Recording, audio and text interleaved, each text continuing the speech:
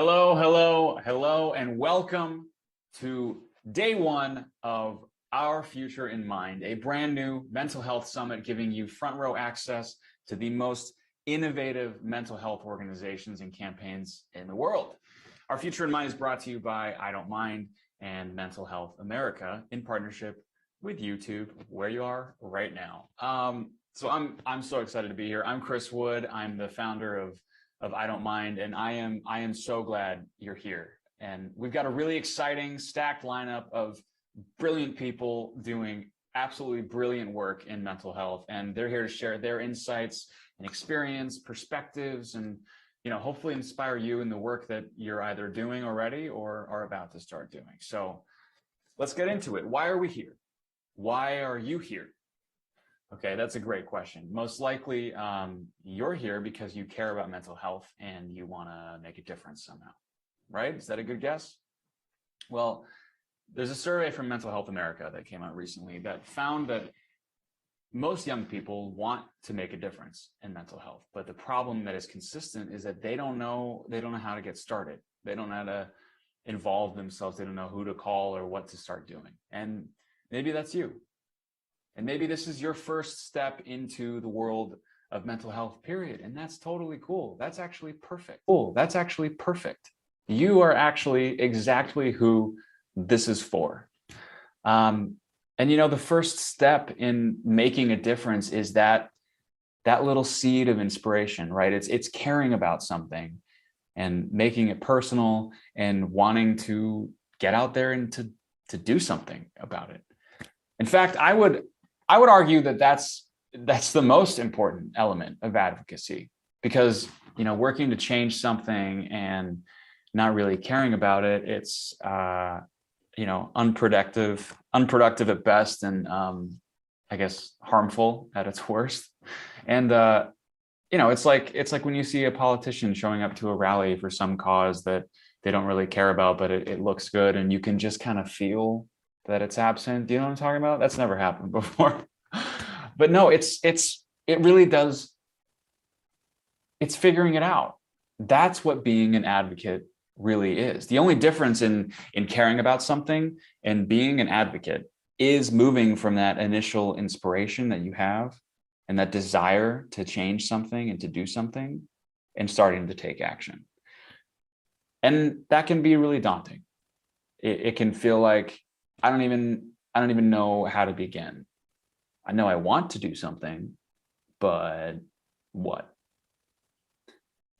I felt that. I mean, when I started IDONTMIND, it was years after I had the idea and years after I knew I wanted to do something. It took me a long time to figure it out. And it was this idea that percolated for a bit, but I knew through my own experiences with mental health, be it my own struggles with depression and low self-worth, or losing family members to untreated mental health conditions, I knew that this work was important to me, and I knew that I cared, and that if I could figure out a way to make a difference and find the right place to do that everything would just click. And now the thing is, though, you have to start somewhere, right? You have to find those organizations that you want to work with, or find your niche. And this is why we put this summit together, to bring together founders of some of the most innovative and coolest mental health orgs out there, and therapists and activists, actors, survivors, athletes, educators. We're all here to connect you with the people who are out there already doing this work, so that maybe you can, find inspiration, or maybe something will just click and you'll feel like you found your place. And hopefully it'll happen faster for you than it did for me. But look, we have an awesome weekend plan. Here's what we're going to be doing. Okay. Day one, that's right now. That's today. It's all about learning, right, and unlearning the basics of mental health and the mental health systems that are currently in place. And we're going to talk about, what's not talked about, right? And what's usually left out of the conversation in mental health. And we're also going to explore, how to talk about mental health at its very basic level, and what things affect our well-being, what we need to do to build a more inclusive future. And then day two, tomorrow, that's going to be all about how to get started, right? We're going to talk with a lot of awesome advocates who are making a difference in many, many different ways. And I should say, this brings to mind, it's important for me to note that mental health, just like anything, really we have differing opinions and perspectives. And look, not everybody agrees on everything in the space. I mean, that's the nature of life, right? But that's great. And it's okay to hear different perspectives. And the people you're going to hear from this weekend, they've all been encouraged to speak open and honestly and to share their specific approach and sometimes rip that Band-Aid off and really get in there. And look, you might not even agree with everything that you hear, but they might not even agree with each other also. And that is helpful, because by listening to others who may see something in a different way or have experiences that we haven't had, or maybe, sometimes know something that we don't know, we can broaden our perspective, right? And we can learn about something that's new to us, and let go of the things that aren't for us and hold on to those that are. So I'd encourage you to just keep a really open mind, come in ready each day to ask questions, to follow your curiosity, to challenge what you think you know about mental health already, right? Because before we take action, we need to educate ourselves, right? We shouldn't be writing a how-to do pottery book before we've taken our first class or before we've even sat at a wheel. So we're building a better future for people with mental health conditions, and we're doing that from the bottom up. And look, I'm all for disruptions. I love it. I live for it. I think it's terrific. But we have to learn about the systems that impact mental health before we can get in there and disrupt them. Okay, so our mental health advocacy needs to be informed.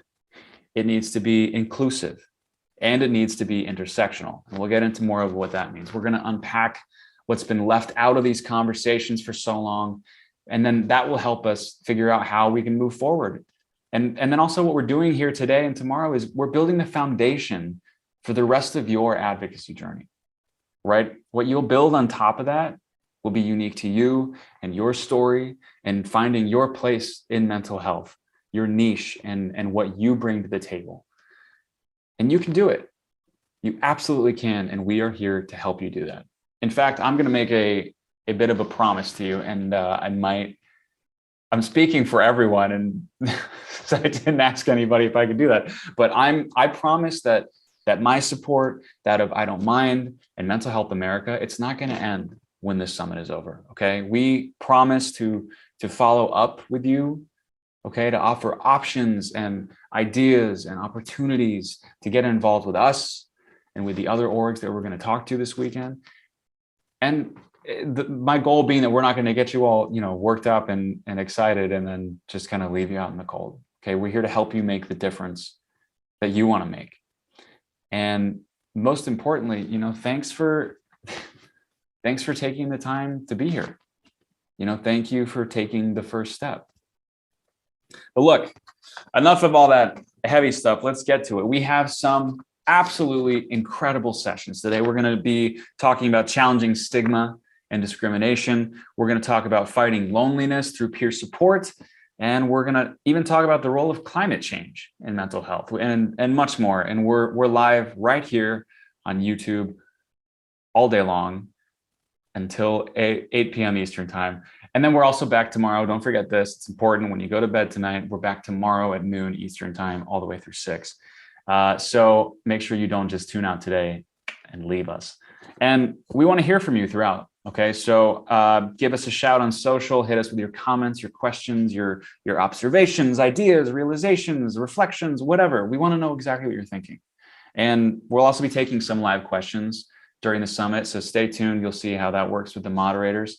And I'll also be popping in and out throughout the couple days here, because we're going to be talking about all sorts of things. And a lot of it's very important, but I do want to flag that some of it might press on some people. Some of it might, feel too heavy. Turn it off if it gets to be too much. All right. Step away. You can watch the stream later. You can come back to it or not at all. That's okay. Pick and choose, watch the parts you need and skip the parts you don't.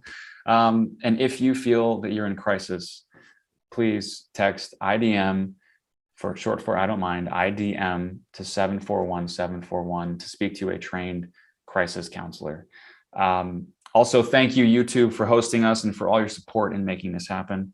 To our panelists and our moderators, thank you guys for participating and making this weekend possible.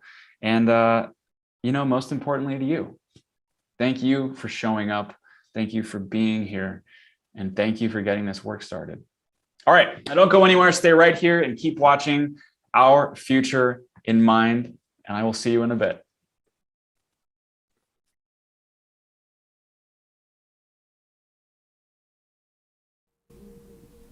Hi, everybody. My name is Kelly Davis. I'm the Associate Vice President of Peer and Youth Advocacy at Mental Health America, and I'm so grateful that you all are here with us this evening and tomorrow. In the past year and a half, we've talked about mental health publicly more than ever before, and the truth is that mental health challenges, whether that's suicide attempts, self-harm, depression, anxiety, all of these things had been growing among young people for years before COVID started. But we're now in this place where we're talking about it. And we're at a critical time where we can do something different. And the people who are in the positions to lead and who can give us valuable input in what we do moving forward are the people most impacted by this, especially young people. Young people have grown up in a world that is so different from anything we've ever seen before, with technology, with climate change, all of these things in the world, and now with COVID. Generations before really do not know what it's like to grow up in the world today. And it's really time for us to listen to people with lived experience. I'll share a little bit about my story and how that has impacted the work that I do today with young adults at Mental Health America. So growing up, from as early as I can remember, I felt like there was something different happening with me compared to the people around me. It often felt like my feelings were physically too big for my body, and I had no words to explain what was happening to other people. And by the time I was 10, I had my first suicide attempt and spent the next years and years of my life in all sorts of mental health treatment, inpatient, outpatient, intensive outpatient, family, group, all of these different things, all these different medications and treatment, trying to figure out what was happening to me, trying to learn something about how I can navigate the world. And when I was 19 years old in college, on the verge of dropping out, I was diagnosed with bipolar disorder. And I was given this message that you have a serious mental illness. People like you don't do well in college. People like you don't really do well in the world. Maybe you should go home and not stress yourself out too much. And it was in that moment that I was like, okay, I see this future that's been given to me. And I remembered a couple years beforehand, I'd been online and I saw this image of an elephant. And it was this story, and it said, when baby elephants are in captivity, they use these chains to keep them from running away. And by the time they're fully grown, they could easily break away, but they don't try because they've been trained to believe that they can't do anything. And I thought maybe all of these messages that I had received about myself and that I was getting now, maybe they weren't true. And maybe I could find another way to build the life that I wanted. And it was at that point that I got connected to a movement of people with lived experience, the peer support movement. And through that, I was able to find things that were for me. Some of them we're going to talk about today: yoga, mind-body practices, peer support, disability accommodations, all of these things that helped me survive and thrive, right? Whether that was at school. I didn't realize that because I had a mental health diagnosis, when I was feeling depressed, I could ask for accommodations, that I could turn things in later, that I could miss classes for doctor's appointments, all of these things. When my whole life had kind of been presented to me that, mental health is something that you do in secret. You go to the office, you go to this doctor's office a couple times a month, a few times a week, wherever you are, but keep it to yourself and don't share it with anybody. And we're really at this amazing time where people who have that experience are speaking out. Once I was like, okay, I learned this stuff about myself. I can do something about it. I can tell other people that they don't have to listen to the things that people have said about them. And what I found was when I started sharing my story, that all of these people around me, so many of them were going through the same thing, and they were waiting for somebody else to say it. And not only were they waiting for somebody else to say it, but they had ideas too for how things could be done better and differently. Whether that was having mental health education in their schools, training their sports teams, creating an app, using social media, all of these different parts of our lives, because our lives it's important for us to talk about mental health, and it's important for everybody to get access to the resources they need. But we really have to make mental health bigger than just getting access to resources. And that's why I've been so excited for Mental Health America's Young Adult Leadership Programs. Many of the folks who have been involved, you'll hear from today. But they're really leading from their lived experience. And that's something that we want you all to take away too.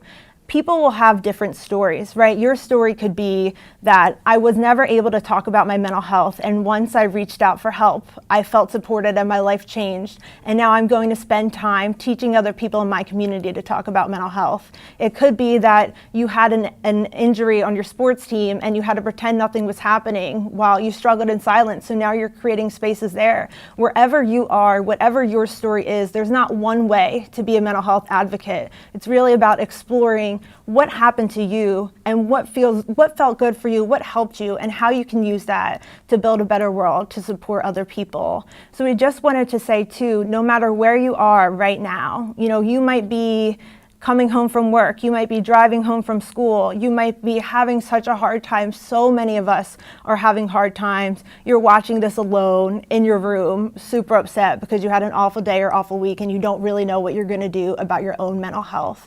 But wherever you are, I want you to know that this is a space where you belong.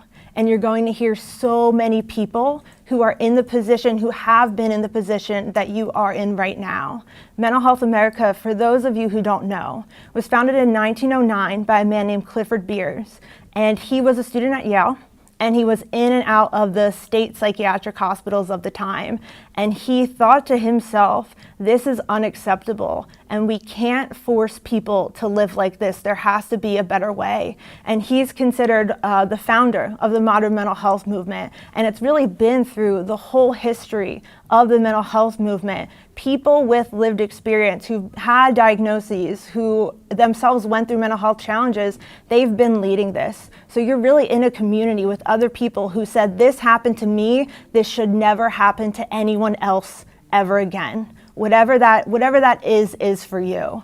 So today it's time to listen, to hear all the folks, whether that's what they created, what we're unpacking, intersectionality, racism, economic justice, all of these things that are bigger than just starting the conversation about mental health, and tomorrow talking about what they do.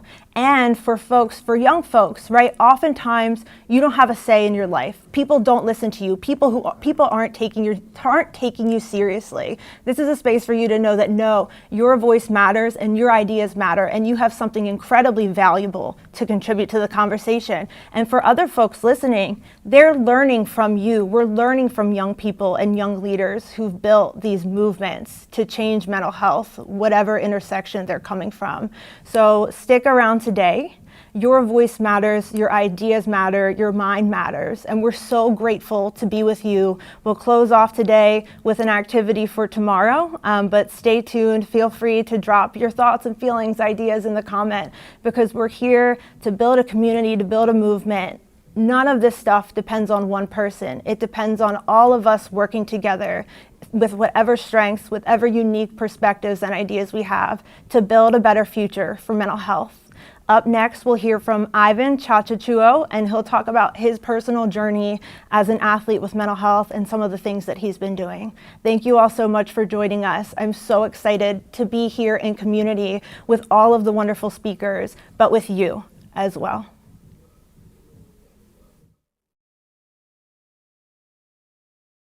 Hi, my name is Ivan Chachachuo, and I'm the CEO and co-founder of The Zone. The Zone is a health tech company making mental health more accessible to student athletes. I'm happy to be a part of the IDONTMIND and Mental Health America conference today. I want to open this up by talking about what mental health is and why I'm passionate about it. My mental health journey started when I came to the States at the age of 5.5 and went through a big culture shock. Lucky for me, the sport of basketball helped me get through that anxiety and learn the English language and make friends. Basketball took me to many places and became a part of who I was. Fast forward, I got an opportunity to play college basketball. And my junior year, when I was stepping into the height of my career, was named co-captain, was attaining everything I had worked for. And I got hit with an injury. knee dislocation that wiped my season and career away. That's when the whirlwind began.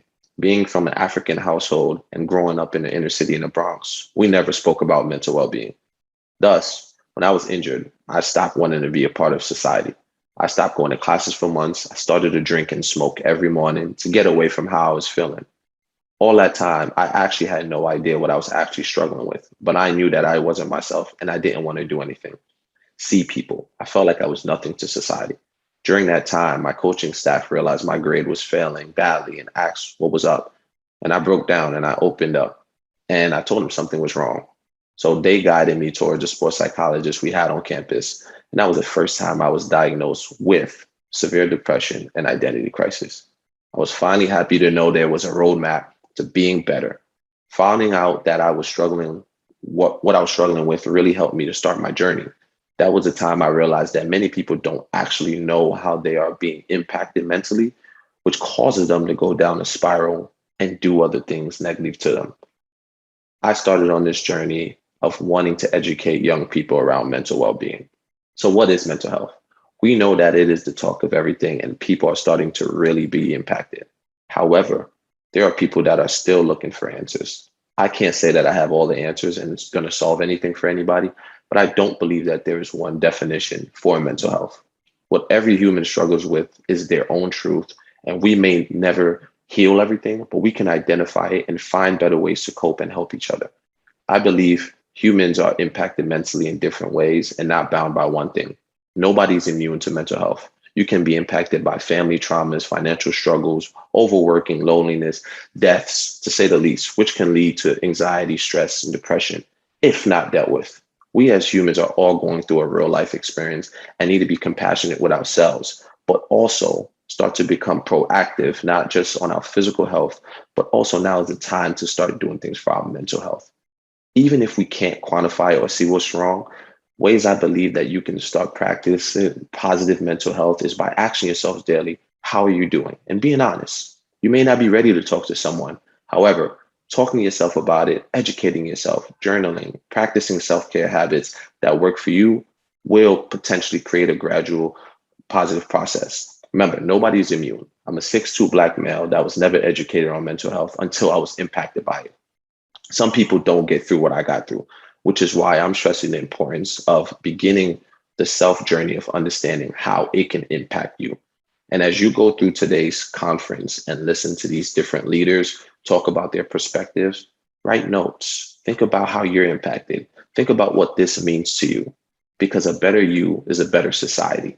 And mental health has a lot to do with that. So thank you again, I Don't Mind, and Mental Health America for having me. And I hope you guys enjoy the conference. Thank you.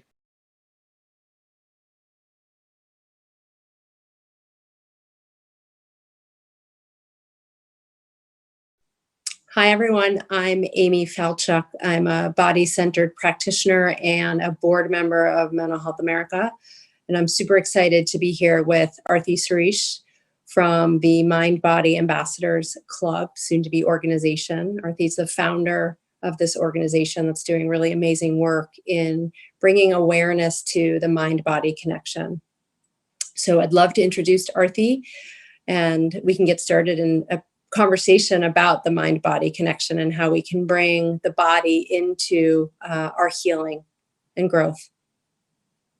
Thank you for that introduction, Amy. Hi, I'm Arthi Suresh, and I'm currently a freshman at Case Western Reserve University in Ohio. I am currently doing an 8-year medical program, hoping to become a psychiatrist and integrate these mind-body approaches into the field of psychiatry. So happy to be here. Great. So Arthi, my experience of when I thought about mind body, I always thought of it as, we are a mind and we are a body. And it didn't take me long to realize that they're all connected, that it's one and the same, right? And that as we heal our mind, we heal our body. And as we heal our body, we heal our mind. And I'm wondering, how did you come to sort of the understanding of the mind body connection? I think for me, it was really just experimenting with mind-body approaches, and I was able to understand that I could use my conscious mind to affect the workings of my brain and the rest of my body. And so when I was learning these skills, they taught us the science behind how these mind body approaches work before we actually learned the exercises that we were doing. And so, how I learned about it was that the exercises affect our hypothalamus, which has control over our autonomic nervous system, which is in control of our body's unconscious functions like breathing, heart rate, and digestion. And so, I was able to understand that when I was using my conscious mind during these exercises, I could tap into my relaxation response. And so that really helped me find a calm in myself, and learning about the science strengthened the effect that these mind body approaches had on me as well. Yeah. In my work, we talk about it as energy and consciousness, that as Yeah. we move the body, we become more aware. And as we become more aware, we sort of have more to work with, right? As we sort of heal and as we grow. So what are some of the interventions that you do? What are some of the exercises you've learned that you have found helpful? Yeah, so one of my favorite exercises is shaking and dancing. And honestly, you can kind of think about it as like your body when you work out is like you're like actively sweating and getting all this negative energy out of your body, and you just feel so much happier because your body's really releasing endorphins while we're doing a shaking and dancing activity. We also do imagery exercises, which is nice because sometimes if you're going through a hard time, you can kind of like tap into your brain and go into a safe space and use imagery as a technique like that. We also do drawings and deep belly breathing and writing exercises as well to kind of get our emotions out. That's great. And how have you noticed in the people that you work with and your own work, how have you noticed the shift? The shift is truly transformational with our mind body work. I've noticed a lot of people coming into our club very timid and shy, and they don't usually open up at first. But then as they use these mind body approaches, I guess it kind of gives them um, a little bit more, like you were talking about, becoming more self aware and comfortable with themselves and their emotions, and really truly understanding that just because we have emotions like sadness or depression, it's not a bad thing. It's a normal thing, and everybody has those emotions. And it's okay to talk about it and to feel that way. And so I think for a lot of people, especially teenagers, um, there's such a big stigma around like depression and anxiety. And so these mind body approaches really just kind of open up the space and the conversation. Yeah. I think that's such a great term. It opens up the space, both kind of literally and figuratively. Like as we stretch our body, the energy moves. And sometimes with depression or anxiety, it's almost like the anxiety is stuck. I mean, the energy gets stuck, right? And so the movement just allows for a release of that energy and feeling. Yeah. It's great. So it sounds like, tell me a little bit about the Mind Body Ambassadors group. It sounds, you were the founder of it. Can you tell me how it came about? Yeah, so very early into my high school experience, my school was actually affected by a mass shooting. And so there was a lot of trauma on campus from students to teachers to all the people that worked at our school, administrators and such. And coming back to school was really hard for everybody. And especially for us students, it was really hard to focus on school because everyone was so worried about, is there going to be an active shooter walking through the door, and it was really hard for a lot of us to find a calm in ourselves. So my AP World History teacher, my sophomore year, she started our first day of class with a soft belly breathing exercise. And we all thought it was so funny because how the exercise goes is you say soft as you breathe in and you say belly as you breathe out. And we obviously thought it was so weird that she was doing it, but we kind of just went with it after a few laughs. And she would do that at the beginning of class every single day. And then one day she forgot to do it, and we all like reminded her. And that's when we kind of realized that like that deep belly breathing exercise really did help us. And that was actually the class that I was struggling the most at the beginning. And I was improving so much after using all these mind body approaches throughout the year. And so for us, we found a truly great experience with these mind body approaches. So a couple of us students and the teachers that had taught us these skills, we teamed up to create a club, an after-school club. And how it would work was we would train students for 6 weeks, where we would meet once every week. And every week we would teach them a new mind-body skill. And we would meet in the teacher's lounge. So it was really comfortable. There was a beach painted in the back, and there was a bunch of cozy couches. And it was just a really nice space for us to kind of have that open conversation about mental health while we were learning these mind-body approaches. And I think it was a very healing experience for us after what had happened. And so after our students go through our 6-week training, they become official mind-body ambassadors. And then they have a chance to kind of go out into the community and share the skills that they've learned at our club. That's so awesome. It's so awesome because I think also with teenagers, you know, their relationship to their body is often not a great one, right? So it's about how it appears or what it does for them, right? And then if there's trauma, we feel that trauma in the physical body. So the fact that you're bringing in kind of body positive messages and body positive techniques to allow them to have a different kind of relationship with their body, like to see their body as actually a source of healing, is such an awesome gift that you're giving younger people. And it sounds like you've also given to yourself, which has been part of your own recovery. Yeah, it's been very powerful, and especially after everything had happened. And I know it happens at every high school, as kids get a lot, kids always get exposed to drugs and alcohol, and they use that as kind of a way to tap into that relaxation response. Yeah. And so it was really important for us to kind of help kids that had been caught up with all those things after the tragedy that had happened, and kind of like help them heal in a more natural way and becoming more aware of their body and using that, like you said, body positivity. Yeah, that's great. I really admire you for your resiliency, and also the way in which you have, it sounds like, taken this and sort of turned something that was tragic and terrible and turned it into an opportunity to actually spread the word about ways in which we can heal. Yeah. Yeah. So it sounds like with school, you know, you're studying, you want to study psychiatry. I would imagine you're going to take these mind-body approaches and the theory of kind of mind-body into your practice one day. Is that your goal?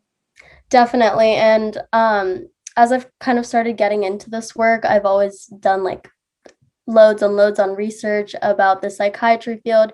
And it is a very drug dependent field. You know, you go to a psychiatrist and like usually you go there just to get like the drugs to kind of help your body. But I think using mind-body approaches could be the initial kind of line of treatment, and then moving on from there. Like if you really need it, then take drugs, because I think a lot of people in the field, they don't really use these kind of integrative medicine or alternative medicine approaches in their practice. Yeah. Yeah, it's tricky because so many of the action-oriented and body-supported approaches have been around forever, right? Yeah. Before ever a medication, right? And I think there was a time where that got replaced with kind of the mind as the priority, and then potentially medication as a benefit. And both of those are important. But it's almost like we're coming full circle and going back to some of the traditional approaches where the body was really a source of healing. So it's so awesome to see your generation sort of leading the effort into that. And I wish you a tremendous amount of luck in all that you do. Keep spreading the word. Let us know, the somatic practitioners out there, how we can help support your efforts. And is there anything else that you want to share before we move on? I guess kind of just like a little last tip for anyone out there who wants to start exploring these practices or kind of get into mind-body approaches. I would definitely just recommend having an open mind and experimenting with the approaches that are out there, because there's a lot of different approaches that work for different people, and they affect your body differently. I know when I first started using these practices, I was a little iffy about it, and like there were some activities that didn't work for me and some exercises that really helped me a lot, and it does get easier with practice. So yeah, that's what I would say as a tip. Yeah, I think that's a really important one, because I think that sometimes with the body approaches, you might be asked to or invited to move your body in ways that you really have done before. And you might feel it looks silly, or you may feel it's too big or too small or too loud. And it's important to just continue to kind of lean in with curiosity and an open mind. So I think that's a really important tip to Yeah. And just kind of like one last thing is I like to think about it as we all, like all of our doctors, they always tell us to exercise our body and make sure we work out and be healthy, but we also need to be exercising our mind as well. So that's like when I use these tools, this is like what I like to think of as like I'm working out my mind as well, because I think a lot of people place more importance on their physical health than they do on their mental health, and taking care of that on a daily basis. Yes. So Arthi, how can people find out about the Mind Body Ambassador program? So we work very closely with the Center for Mind Body Medicine. So you can go to cmbm.org if you want to learn more about mind body approaches or how to get involved with the training. If you want to reach out to me and explore how you can incorporate these clubs in your school or start one at your school, you can reach out to me on Instagram. My Instagram is @ArthiSuresh. That's my full first and last name. Yeah. Well, thank you so much, Arthi. Thank you for the important work you're doing. So Arthi, great to speak with you. It was so great to speak with you as well. Thank you.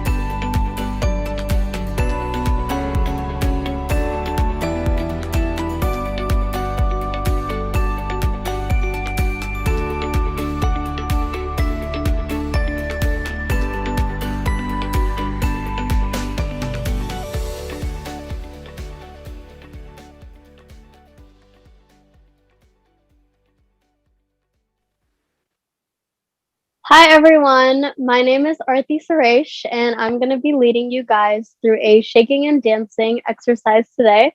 Now, this is a mind-body exercise that I've been using all throughout high school up until now. I know that every time I would have a big dance performance that I was nervous for, or a track meet, me and my friends, we would gather in a little circle before our events that had us so nervous, and we'd do this little exercise just to get our nerves out. So I'm hoping that we can have all of you guys do the same thing here with me today.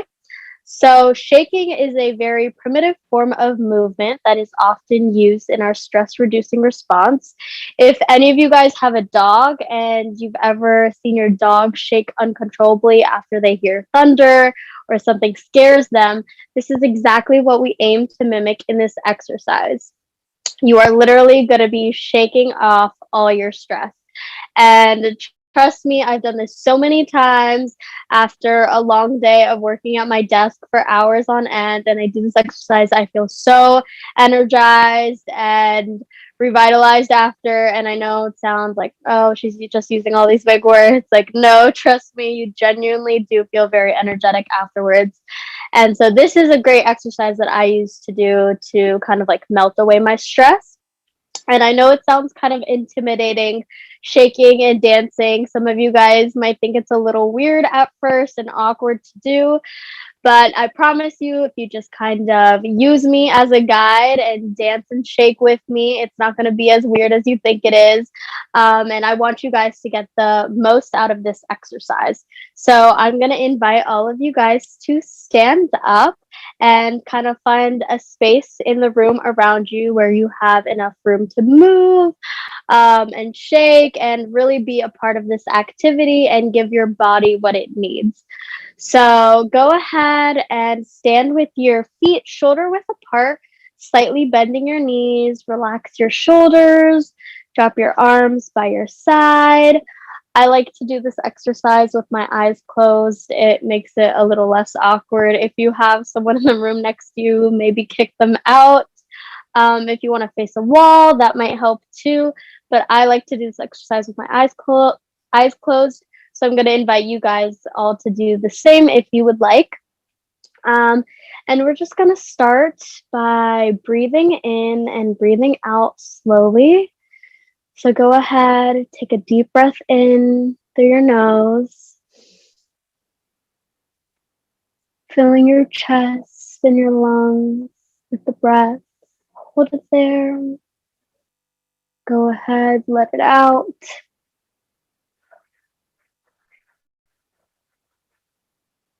And I want you to kind of notice how your body feels. Maybe you have some tension in your shoulders, your neck. Maybe your knees feel a little stiff. So go ahead and take a few moments to just keep breathing in through your nose and out through your mouth. And noticing where in your body you have a lot of tension and maybe a lot of stress built up.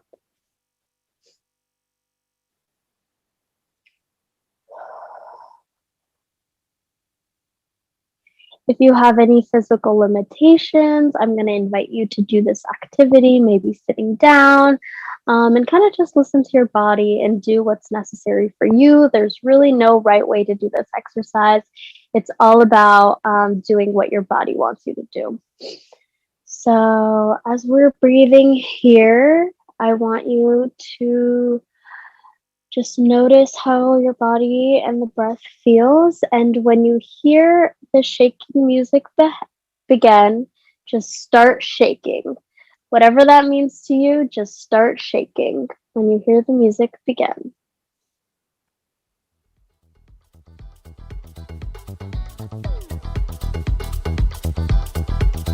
So just keep shaking your body, maybe start slow, shake your arms, shake your fingers, shake your shoulders. Just keep shaking to the music. Feel the music and keep shaking. Shake different parts of your body, switch it up, shake your legs, shake your knees, shake your hips, shake your head. That's my favorite, shaking my neck. That feels so good. Just shake in any way your body feels comfortable. Shake to the beat if that makes the process easier. Just keep shaking.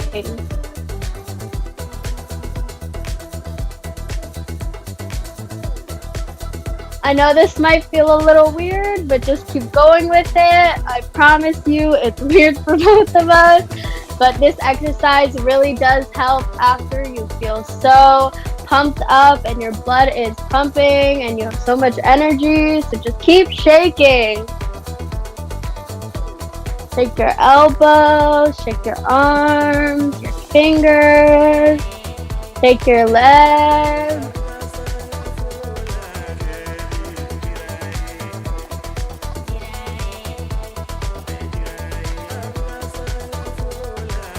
Keep shaking. You got this. Only a few more seconds left.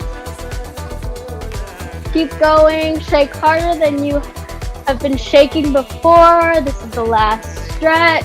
Just keep shaking.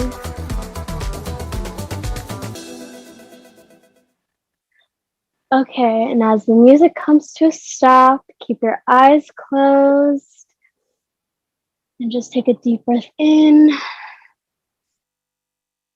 And let it out. And as you breathe in and out deeply, I want you to drop your arms by your sides and notice how your body feels now.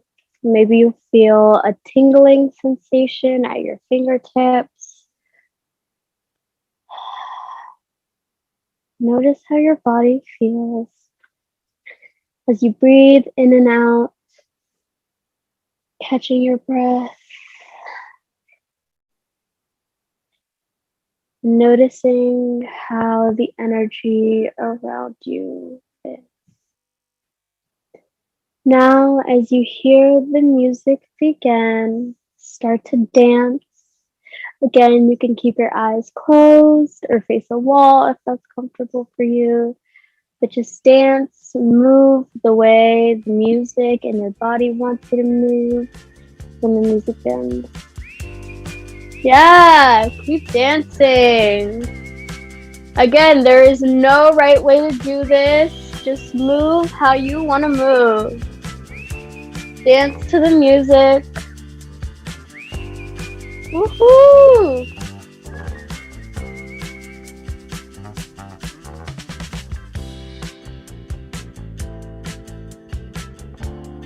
Keep dancing.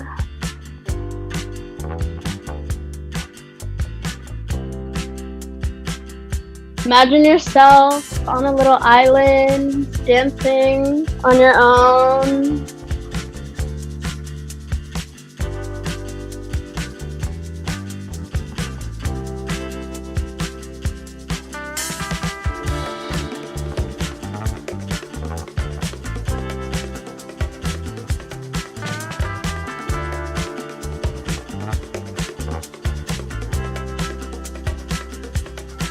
If you get tired, just keep dancing even more. I know this exercise can sometimes tire us out a little, but just keep dancing till the music stops. You got this.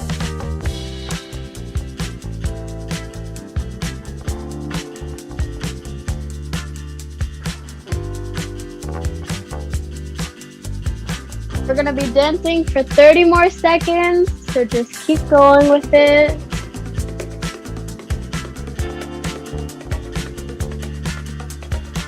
Make these last 30 seconds count.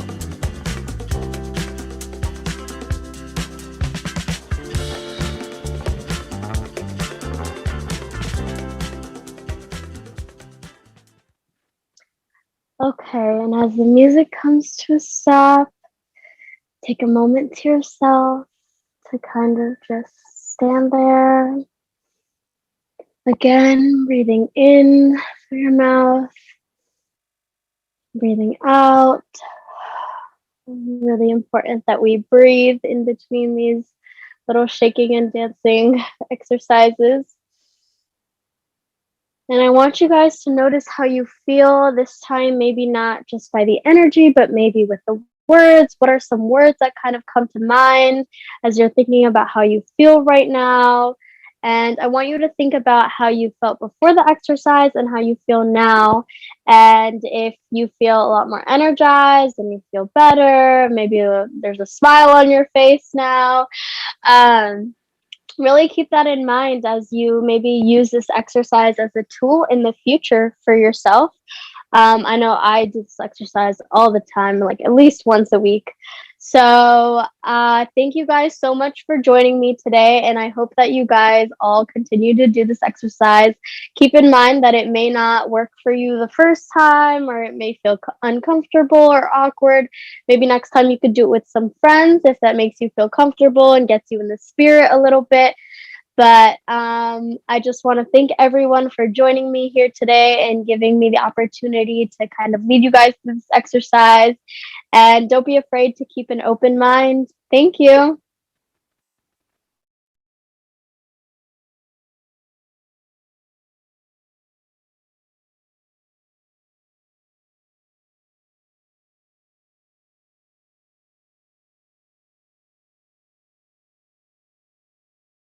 Hi, everyone. Thank you so much for joining us for Healthy Planet, Healthy Mind. My name is Marissa Byers, and I'm with the Mental Health America Young Mental Health Leaders Council. My focus is on ecotherapy, so I'm really excited to be discussing a little bit about how the environment is important for our mental health today, and especially how to deal with that in terms of climate change.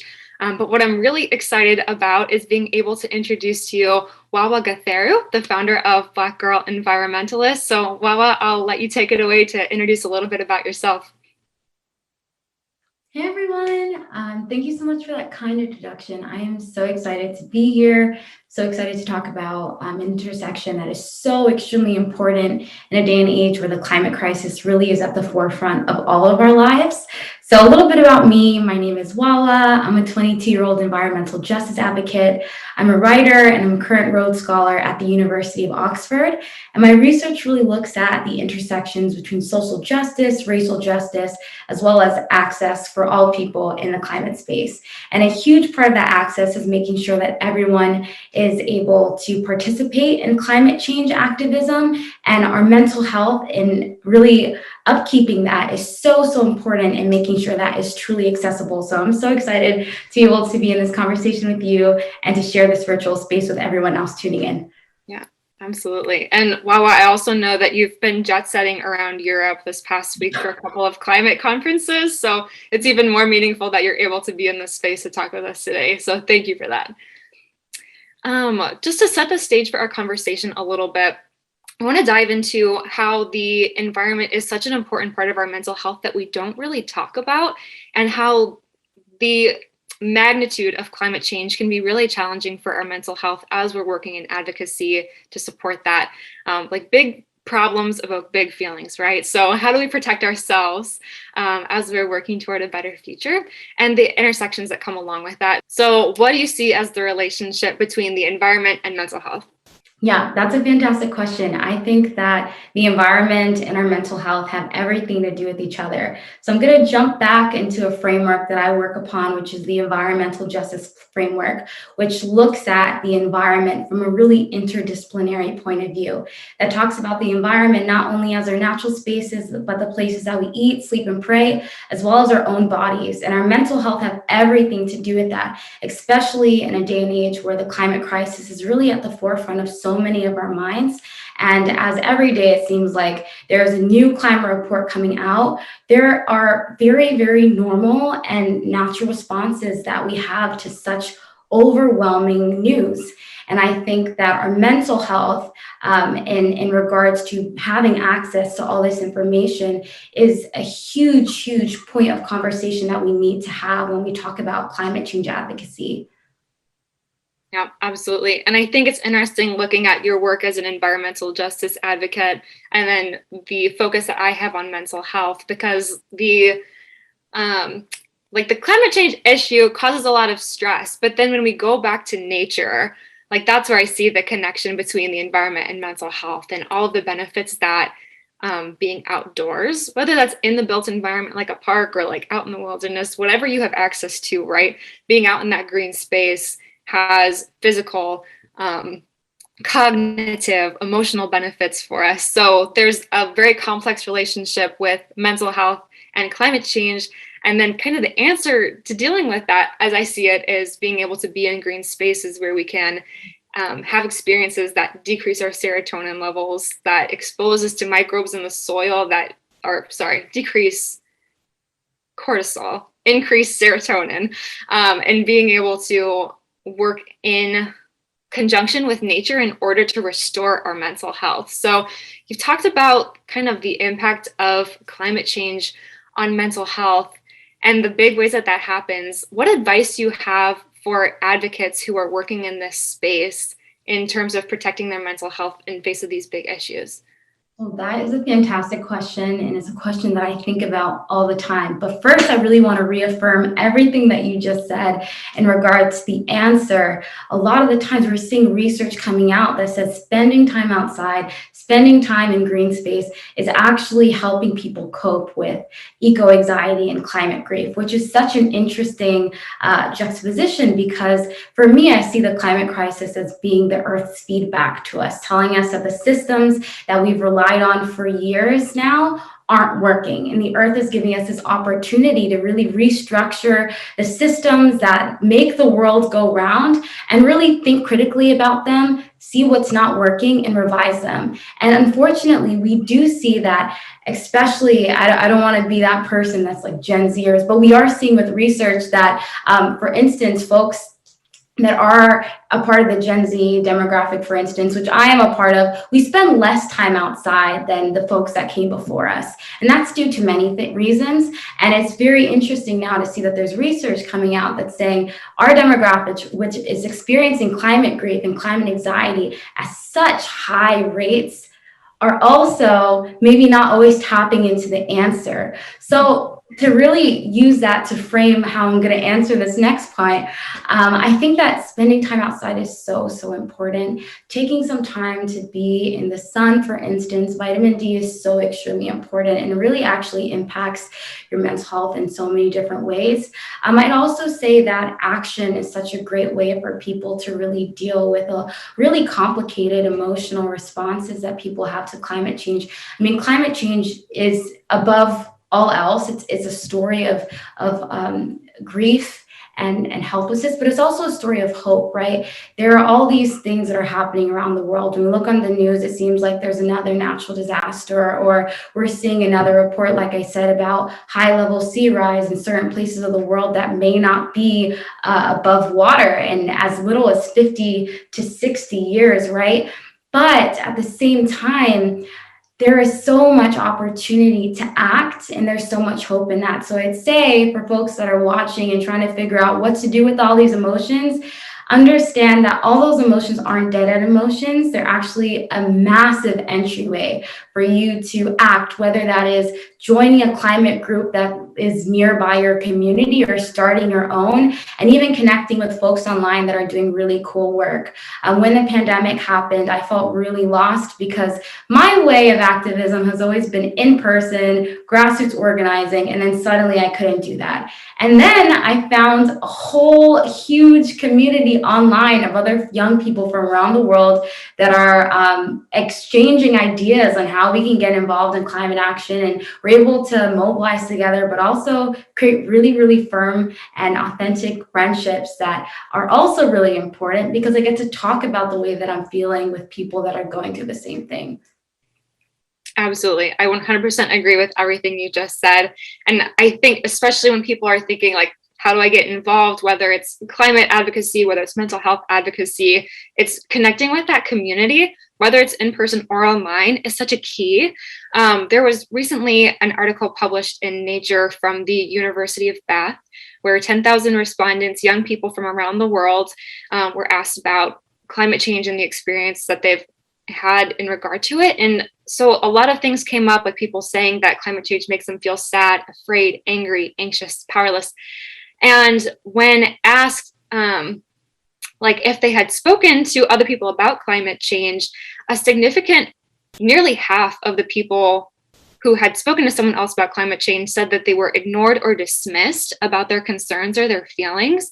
And so adding isolation or that feeling of rejection on top of those already complex feelings just compounds a lot of the like pain and the grief that we're feeling already. So absolutely plugging into a community, looking at your own strengths and what they are. Like you don't have to be spearheading these efforts because so much is going on and we all have different roles to play. So I think finding that community, getting plugged in on what the best role is for you is so important. And then when it comes to creating the community, Wawa, what do you think is a good way for someone to reach out and find that way to get plugged into the movement? Yeah, that's such a great question. And I think what you just said at the end of that question, where you're talking about the fact that we all have a role to play, that really applies into figuring out what role we have to play in our communities, right? So for instance, there are some people that are public speakers, right? They're communicators. They're folks that are out there talking about climate change and making it accessible to different folks. I feel like I might fall within that category. There are also the artists, the people that are using music or artwork as a way to communicate the way that the climate crisis is impacting them, or as a way to spotlight different places in the world that are experiencing the climate crisis.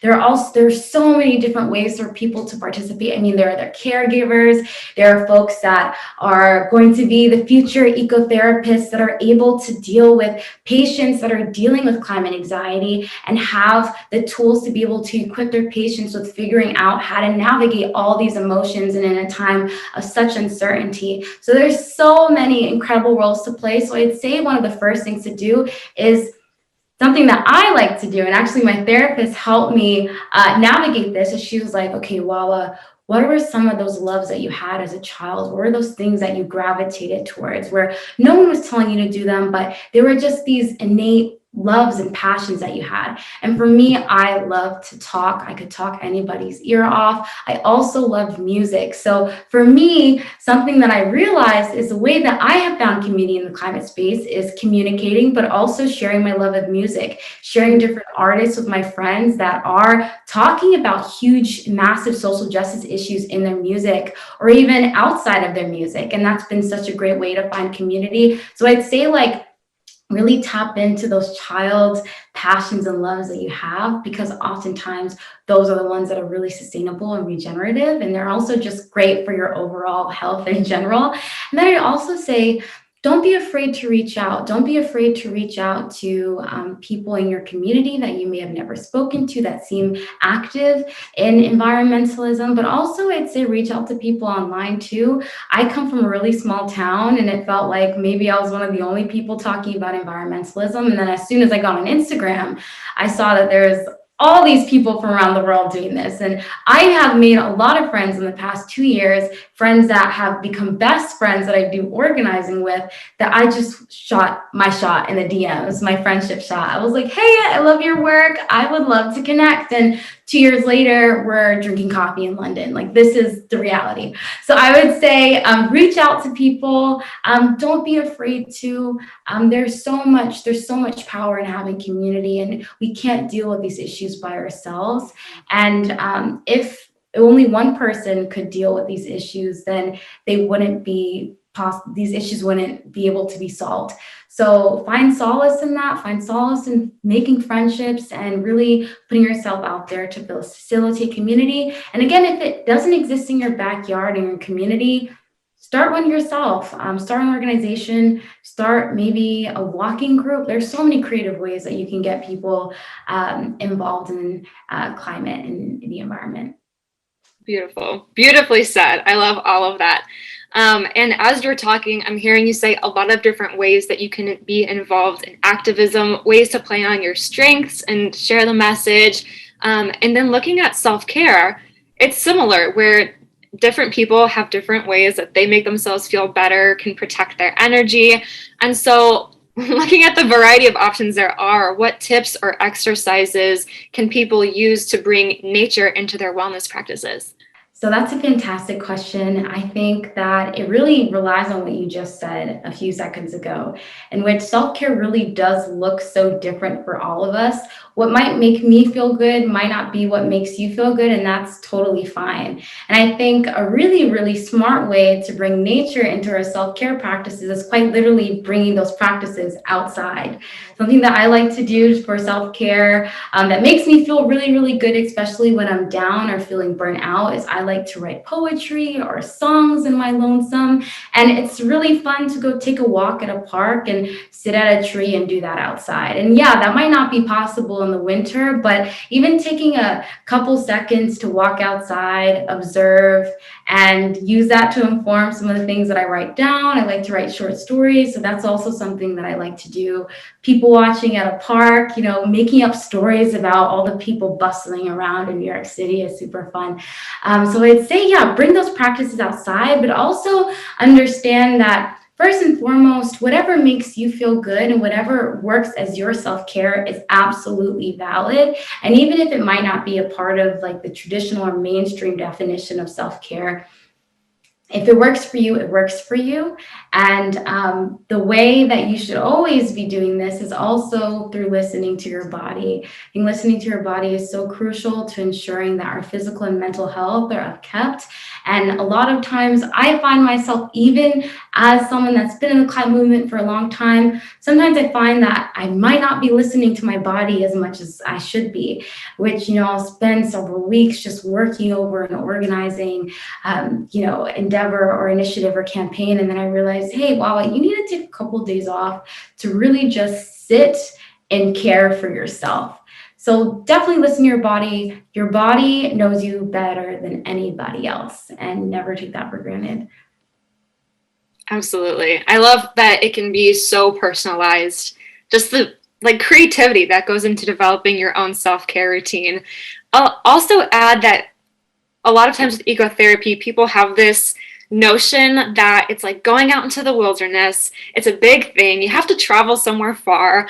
And I just want to dispel that myth, because ecotherapy, or working with nature to receive the benefits and de-stress and calm, it doesn't have to be complicated. It can be stepping outside, taking a breath, looking at the sky. You don't have to travel anywhere. It doesn't have to be Instagrammable. Just getting out, like you were saying, take what you like to do outside. If it's just reading a book, when you can feel the breeze on your skin and connect in a little bit more of a deep way. Not all places, I live in a city that doesn't have equitable access to parks. It's not very walkable. It's hard to get to different places unless you're in a car. And so having practices that use the environment that you have is really important. Even if it's not some picturesque mountain range, the place that you are is still important.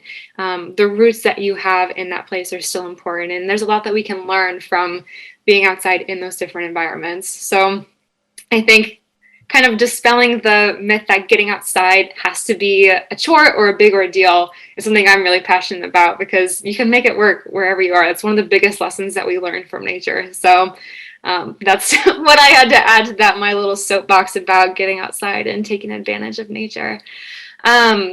So we could talk about this all day, Wawa. I've loved hearing from you and getting to learn about the ways that you incorporate nature into your mental health, and especially learning about your advocacy. If people want to stay in touch with you after this talk, what is the best way for them to follow along with you?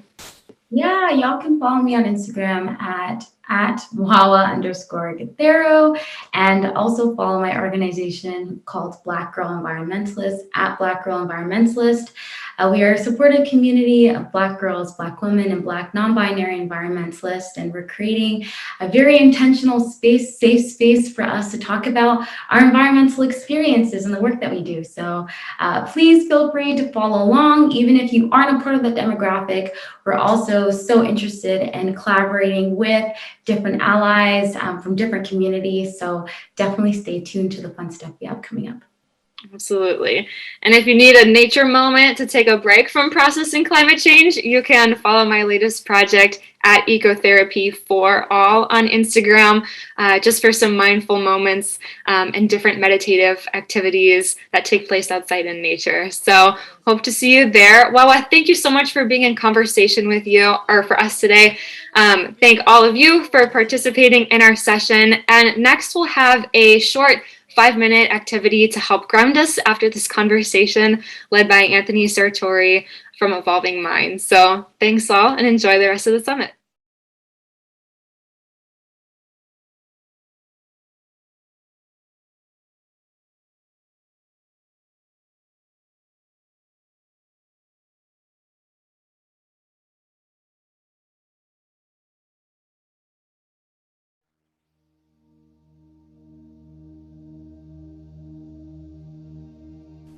Hello. As we transition from the previous session to this video, it might be helpful to pause and explore 3 deep breaths in at the belly at your own pace and rhythm, eyes open or closed. And as you pause, you might become aware of what's here with you, any emotions or feelings. Deep breath in.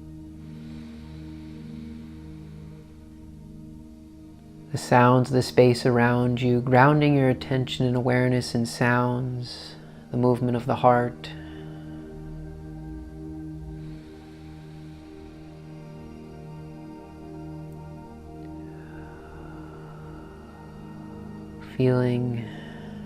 feet on the ground, the support of the chair beneath the body.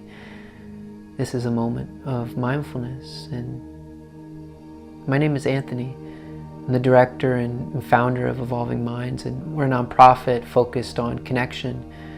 And today's video is about connection. It's about the intersection of mindfulness and climate change and climate action, and how the practice of mindfulness is a powerful tool, a way of preventing and combating climate change. And so we're going to take a pause here and practice interconnection, feeling connected to all of life, and knowing that if there are challenging emotions or feelings from the previous session, that those are valid and okay and welcome in this space. So as we transition into the mindfulness pause, you might allow the eyes to close, but knowing that you can practice mindfulness with eyes open. And as you pause, you might allow the hands to consciously relax, finding the support of the chair beneath the body, becoming aware of sounds in the space around you, the changing nature of sounds, the grounding nature of sounds.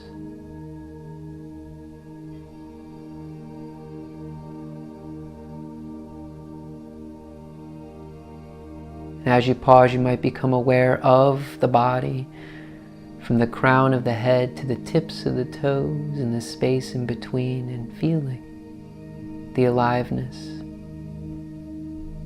or maybe a sense of disconnection, not feeling.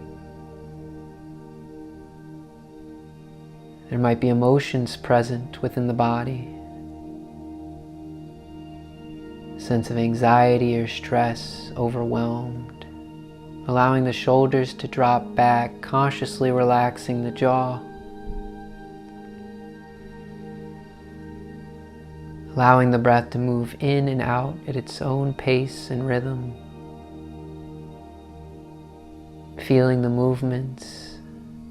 Sometimes it can be helpful to place the hands on the belly as a way of grounding your attention and awareness, offering a nurturing presence and touch.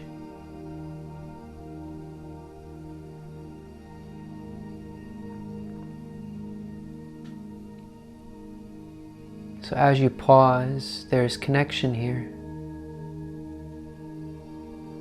with the in and the out motions. The trees are here with us.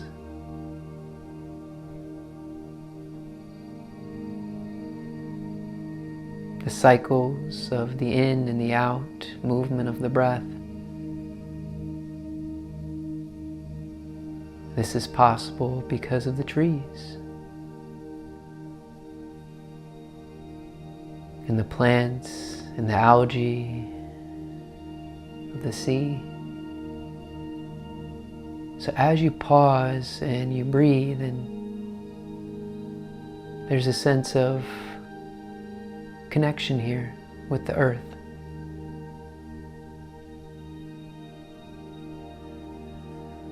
There's a sense of the movement of the clouds and thunderstorms, rain, water. As you pause, knowing that there is water within you. The source of life for all living beings is here, all around us.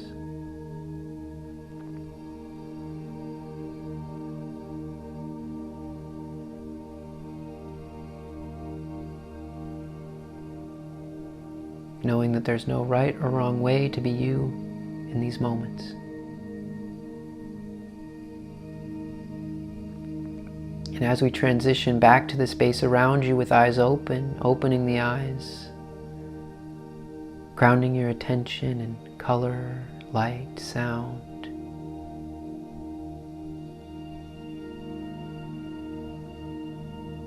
May all beings that are affected by climate change be free from suffering and be protected from inner and outer harm.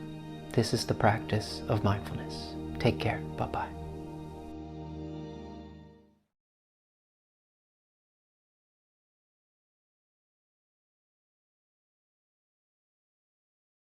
Hi everyone, I'm Dr. Garth Graham. I'm a cardiologist who's worked in public health, and I lead YouTube's work in health.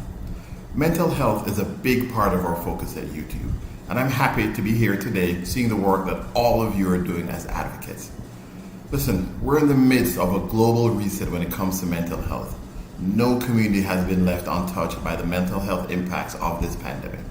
From increased rates of substance abuse to rising rates of anxiety and depression, the toll has been enormous. At YouTube, we think our role is to help people find information and community to help them better manage their mental health. Through open discussion and education, we can tackle stigma and encourage improved outcomes for people, families, and communities. That's why it's so important to have all of you join the mission of challenging old notions about mental health and advocating for better care and more resources. I truly believe it makes a difference. Thank you.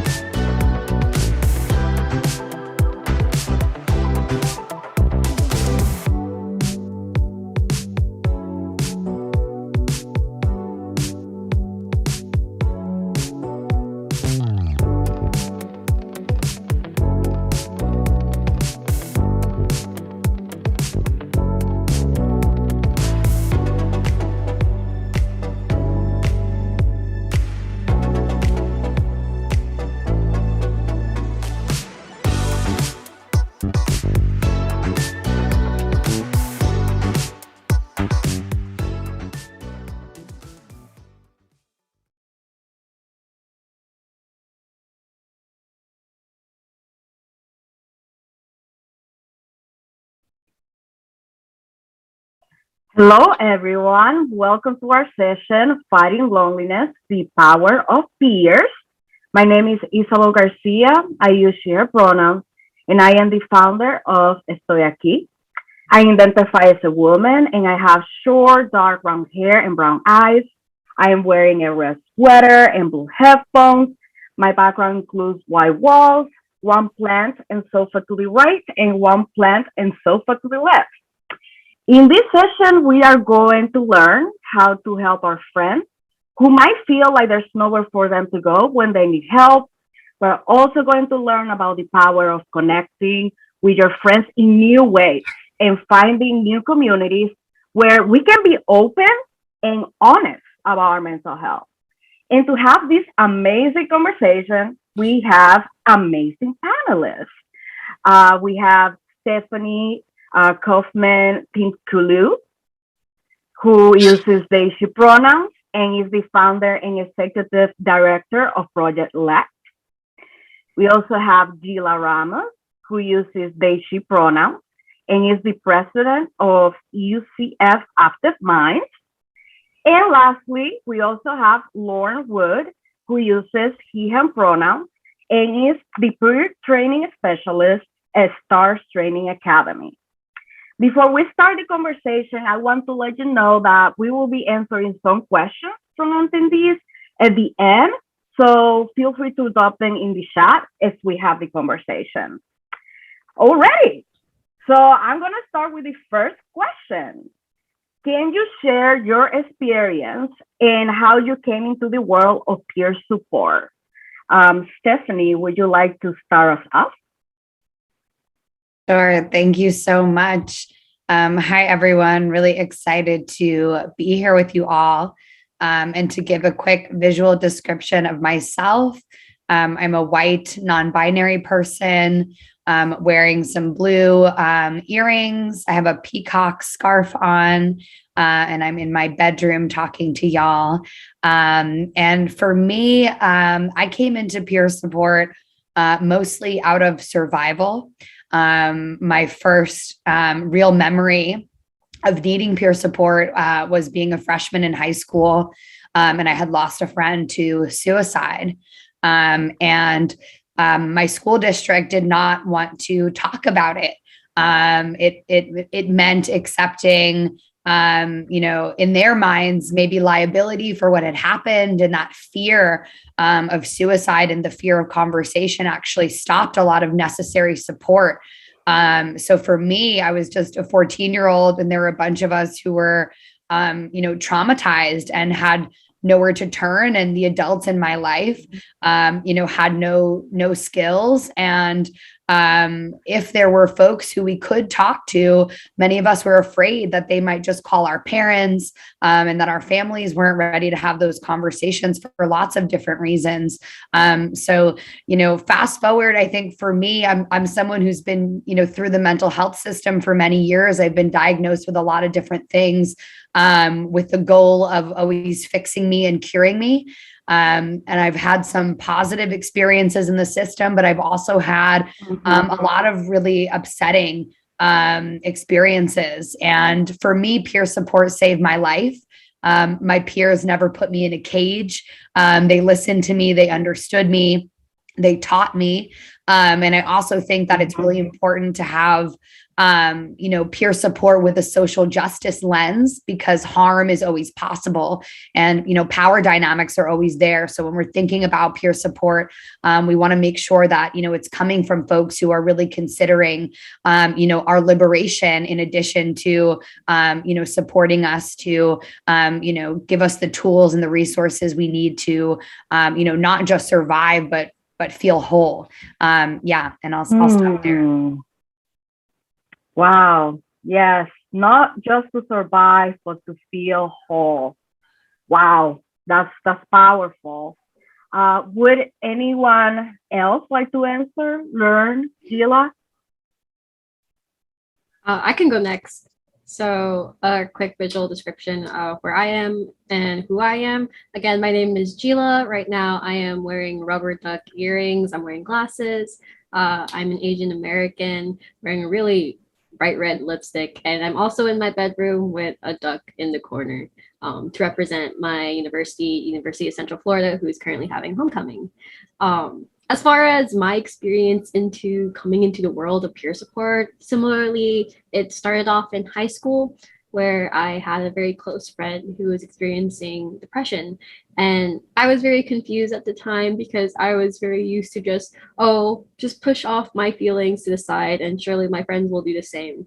And it was not exactly helping, and I did not know what was the best way to approach it, because he was very close to me, but I could only see him suffering, and I didn't know how else to conduct myself.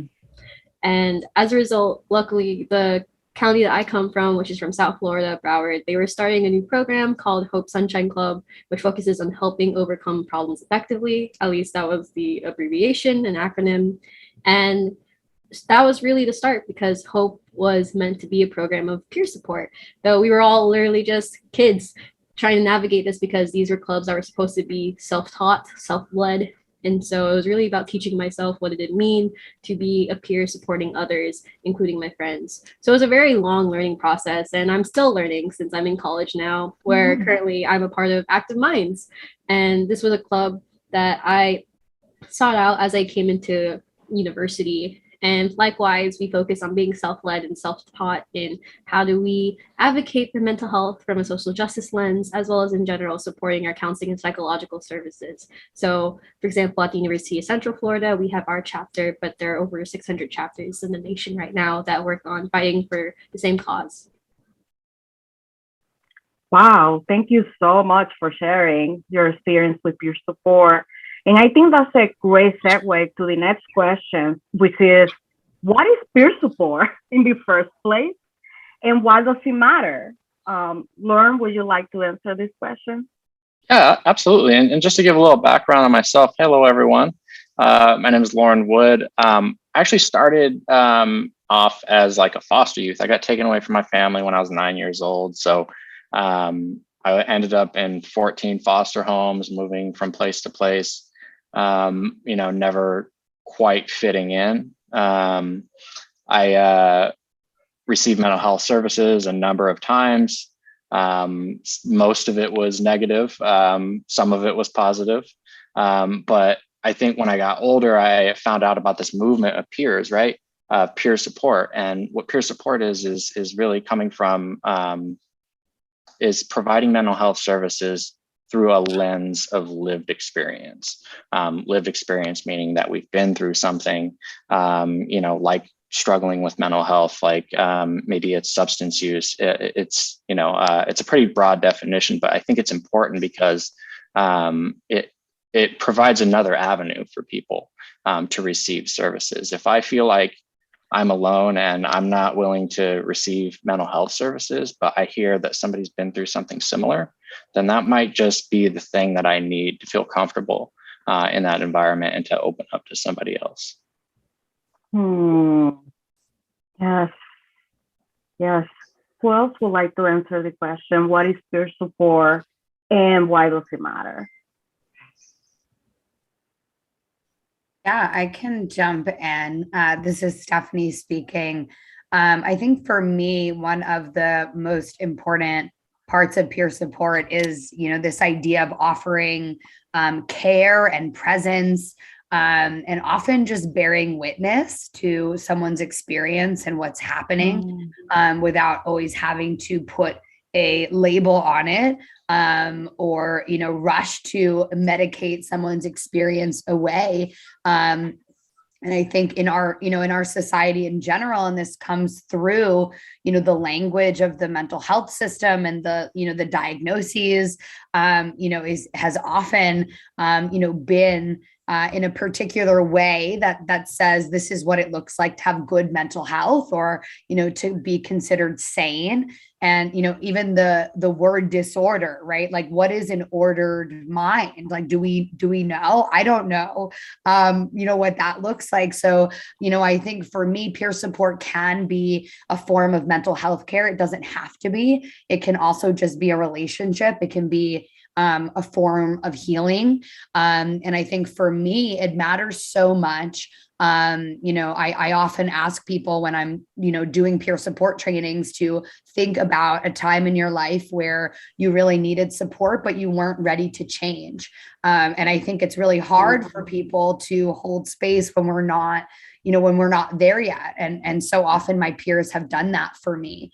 And the last part, for me, going back to the roots of peer support, they're actually very, radical in nature. And the way I'm using radical, I mean, challenging the very nature of the mental health system, challenging things like forced treatment, thinking about the way that for so many of us, we've been taught that the only answer if someone's struggling or having a mental health crisis is to call 911, right? Despite the fact that people are dying, particularly Black and Brown and Indigenous disabled people who are being killed, who need help and support.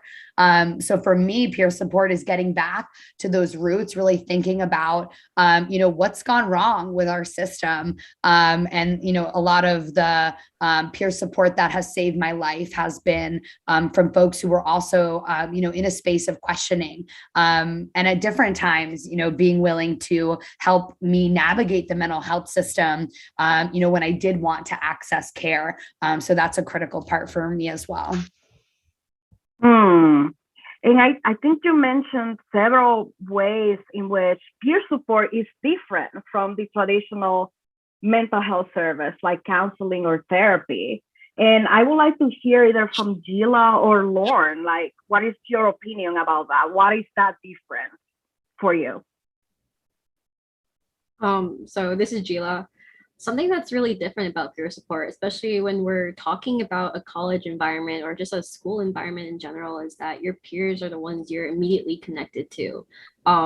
something that's often a common problem in colleges is that you might want to schedule an appointment with your counseling and psychological services, but that doesn't mean they're always readily available. Sometimes you have to wait over a month just to get some support from a therapist. And this is especially true for colleges or universities that have a large population, such as my university. And so with peer support, it's first looking to those that you might trust more, that you feel more comfortable being around, and more importantly, feel that you can be more vulnerable around. Peer support is something that you can just talk about, and it helps to reduce the stigma a lot because it's the same nature, at least to me, that you're just talking to a friend, talking to someone that you know who cares about you to at least some extent. So peer support is just something simple that we can do, not just when we really need it, but just in our everyday lives. I love that. The everyday life aspect. I love that because I when I talk about peer support, I feel that it's accessible. And as you mentioned, with therapy and other systems, there are wait lists. There are a bunch of factors that get in the way of us accessing those systems, especially if you hold marginalized identities. Maybe you're a person of color or you're part of the LGBTQ community. So I'm wondering, so what are those basics of peer support? And how can we make them a daily practice? If we're talking that it's accessible, how can we introduce them to our everyday lives? Lauren, would you like to answer this question? Yeah, absolutely. And I should probably preface this by saying I've worked typically the bulk of my experience over the last 10 years has been working in direct service mental health services, like what would traditionally be considered, I guess, traditional mental health services, but as a peer, and also doing training as well. But what I think is really cool is that the concepts of peer support still remain the same, and that is that the most fundamental part of it is human connection, right? It's normalizing, I think, people's reactions to their trauma without trivializing or minimizing those experiences, right? It's relating to people on a human level. And so while I may not have the same experience necessarily as a person that I'm working with, I find oftentimes I can really build a rapport with them because maybe I've been through something that I felt the same about, or that I have, that I can relate to, right? So I think for peer services, I think that the common thread really is human connection. Yes, human connection. Okay. So I like that you spoke about how peer support exists within systems as well. So not just, yes, it's a daily practice, we can do it in community, and at the same time, there are active programs out there for peer support. Stephanie, would you like to talk a little bit about like what types of peer support programs exist? Yeah, thank you for that question. I think, there's a whole range and a whole spectrum when we're thinking about excuse me, all. When we're thinking about peer support, for some folks, it is something that, is a career and has become professionalized, where we see, certified peer recovery specialists who are maybe embedded in, psychiatric units. We see folks who are running peer respite centers, which are really wonderful programs and, houses that are often used as alternatives to hospitalization. These are, non-clinical spaces that are led by and for peers. Many of them you can come and stay for up to 7 days. You can leave if you need to go to work, if you have kids.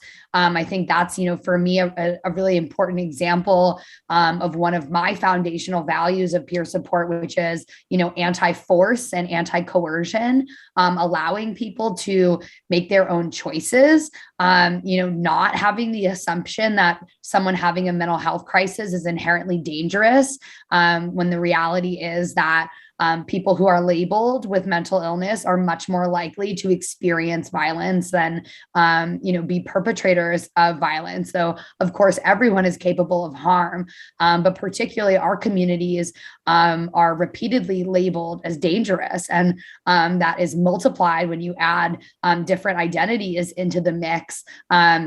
So we really see, different types of peer support on college campuses. That's the work that I've done with Project Let's in particular, where we were seeing that peer support programs that were, being supervised and run through the university had almost the same issues that the counseling center had around students not trusting it and not knowing where is this information going. What happens when my college finds out that I self-harm or that I hear voices?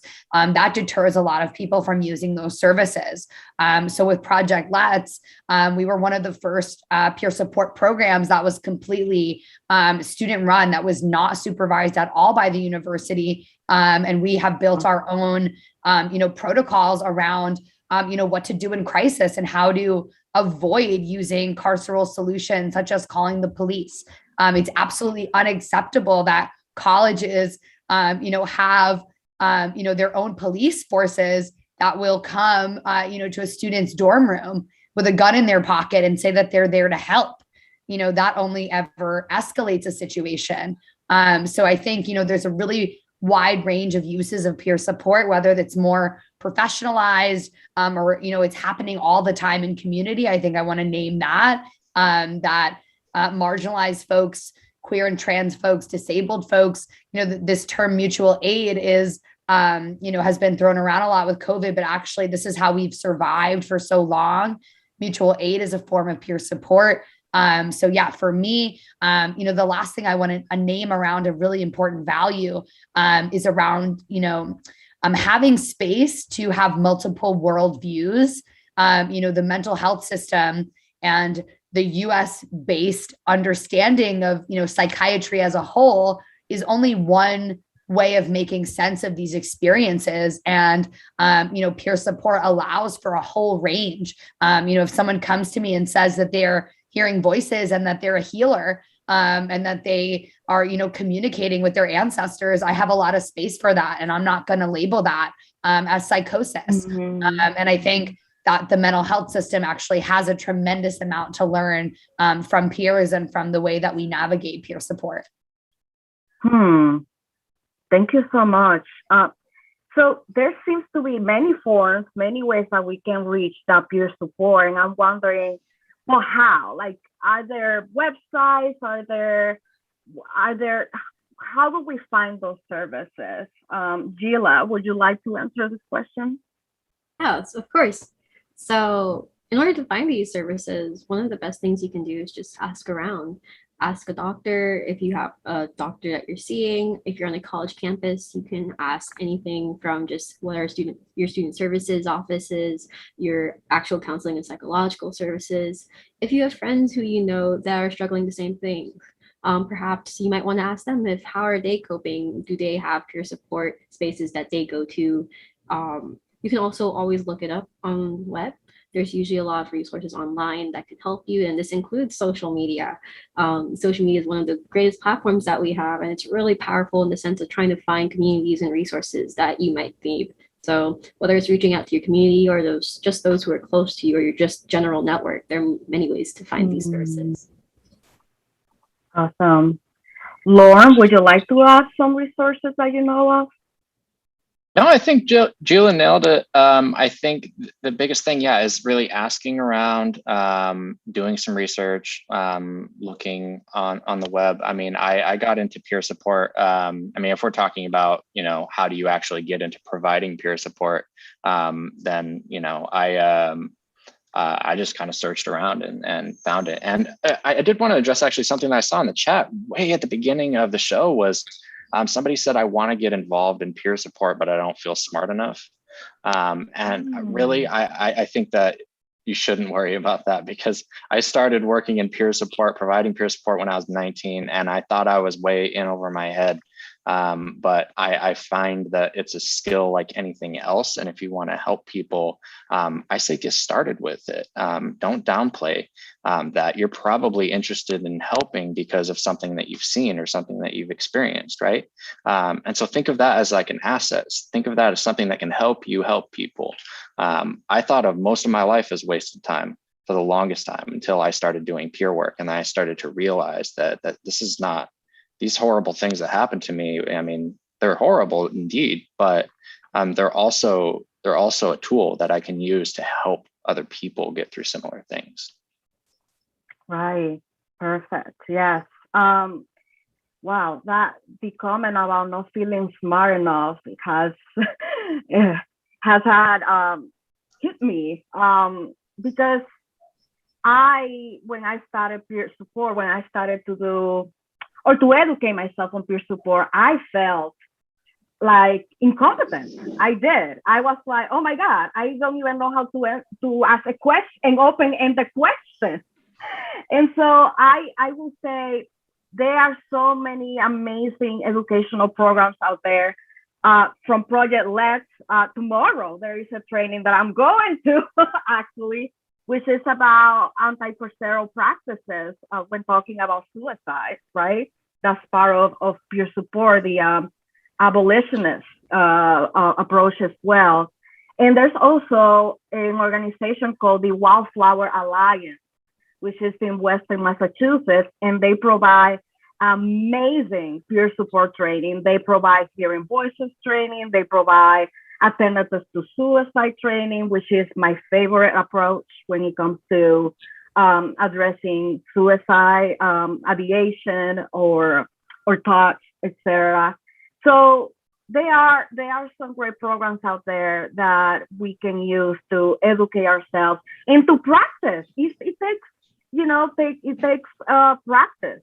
And like Stephanie says, yes, things like mutual aid and community care, collective care have existed for forever, especially in communities of color. And so I think it's time to start recognizing that it is here. It has always been here. And so how do we recognize it and start promoting it, right? And this is one of the ways that we are raising that awareness. Alrighty, so we are going to start audience Q&A, and we have some very interesting questions. So thank you so much for submitting your questions in the chat. The first one is, how do you find the balance in peer support between open discussion and promotion? So for example, supporting eating disorder recovery versus teaching eating disorder behavior. Who would like to answer this question? I can start. I think that's something that as part of an Active Minds chapter that we have to always strike a very sensitive balance, I guess, or a very adaptable balance. Because as a RSO or registered student organization, we feel that it's necessary to be able to be educated enough to talk about these issues while also recognizing that we're here to support others and just be an open space. So as far as actually being able to encourage recovery versus just teaching about it, I think it's almost, in a way, 50-50 sometimes, because if it's not just me educating myself, but for example, if someone else is going through it and they don't even know what's happening, how can I recognize this and help them to recognize this?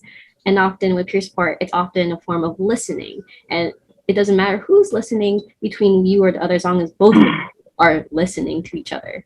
Usually we practice when we are encouraging recovery and trying to help them along the way in conversation. We usually practice just doing something called BAR, or validate, appreciate, and refer. And even in these referrals that we give, it's not necessarily just referring them to services that they can access, but referring them to, here are a few resources where you can learn more about what you're going through and just explore for yourself what you think is afflicting you at the moment. So I often think that there's usually a 50-50 balance, especially when you're an organization that has like this responsibility. I think it's also important to differentiate between validation and agreement. For me, validation is not necessarily saying, yes, you should do this thing. It's about, I believe in your pain. I believe you. When you tell me that there's pain, I believe you. So I think that contrast, there's a difference there between that validation and encouragement. There's a difference there. Anyone else would like to chime in on that question? Yeah, I think, for me, something that's coming up is, our role as peer supporters is to follow the lead of the person that we're working with. People are not projects to, be fixed, right?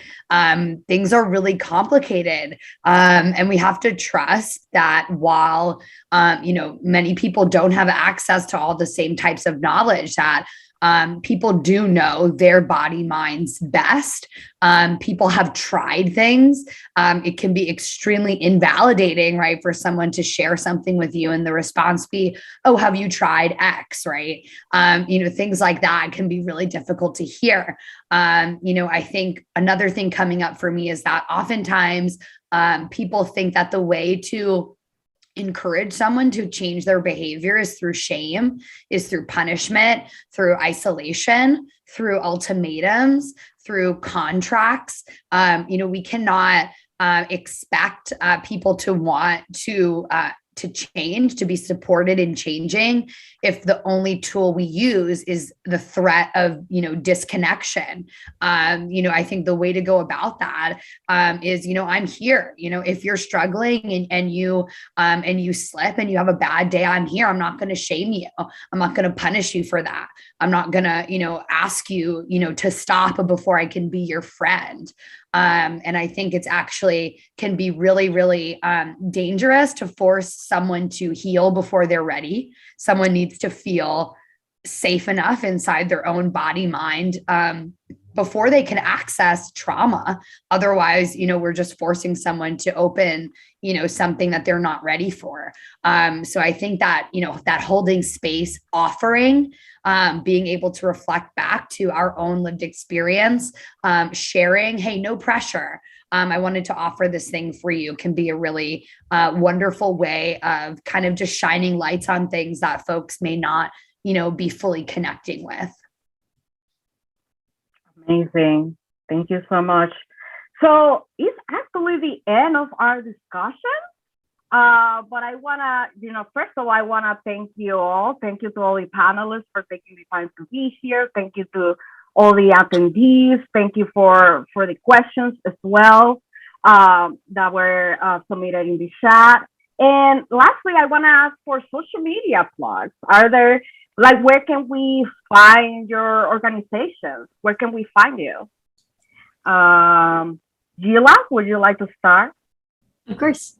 So for ActiveMind specifically, you can always look up our website, activeminds.org. We, of course, also are on all different social media platforms. One of the main ones that I'm familiar with, of course, is Instagram, and that's at active_minds. Awesome. Lauren? Yeah, so you can find me at Stars Tip Academy on Twitter, Stars Tip Academy. Stephanie? Thanks, y'all. Yeah, you can find us at projectlets.org, Project Let's on Facebook and Instagram, and we are building peer support communities and alternatives to the current mental health system that are led by and for peers. So if you're looking for a place to start, if you have been part of other peer support communities that haven't felt exactly aligned with your values or where you're at, definitely welcome y'all to check us out. Awesome. And if you're looking for education in terms of suicide prevention from a social justice lens, then you can find me at Estoy Aquí LLC on Instagram, Facebook, and Twitter. And yeah, just to finish off, Mental Health America is currently doing research on peer support programs in college campuses. So if you have participated in a college peer support program, check out the link that we will drop in the chat. And stay tuned for our next session. Nothing for us without us, stigma, discrimination, and Satanism. Thank you so much, everyone.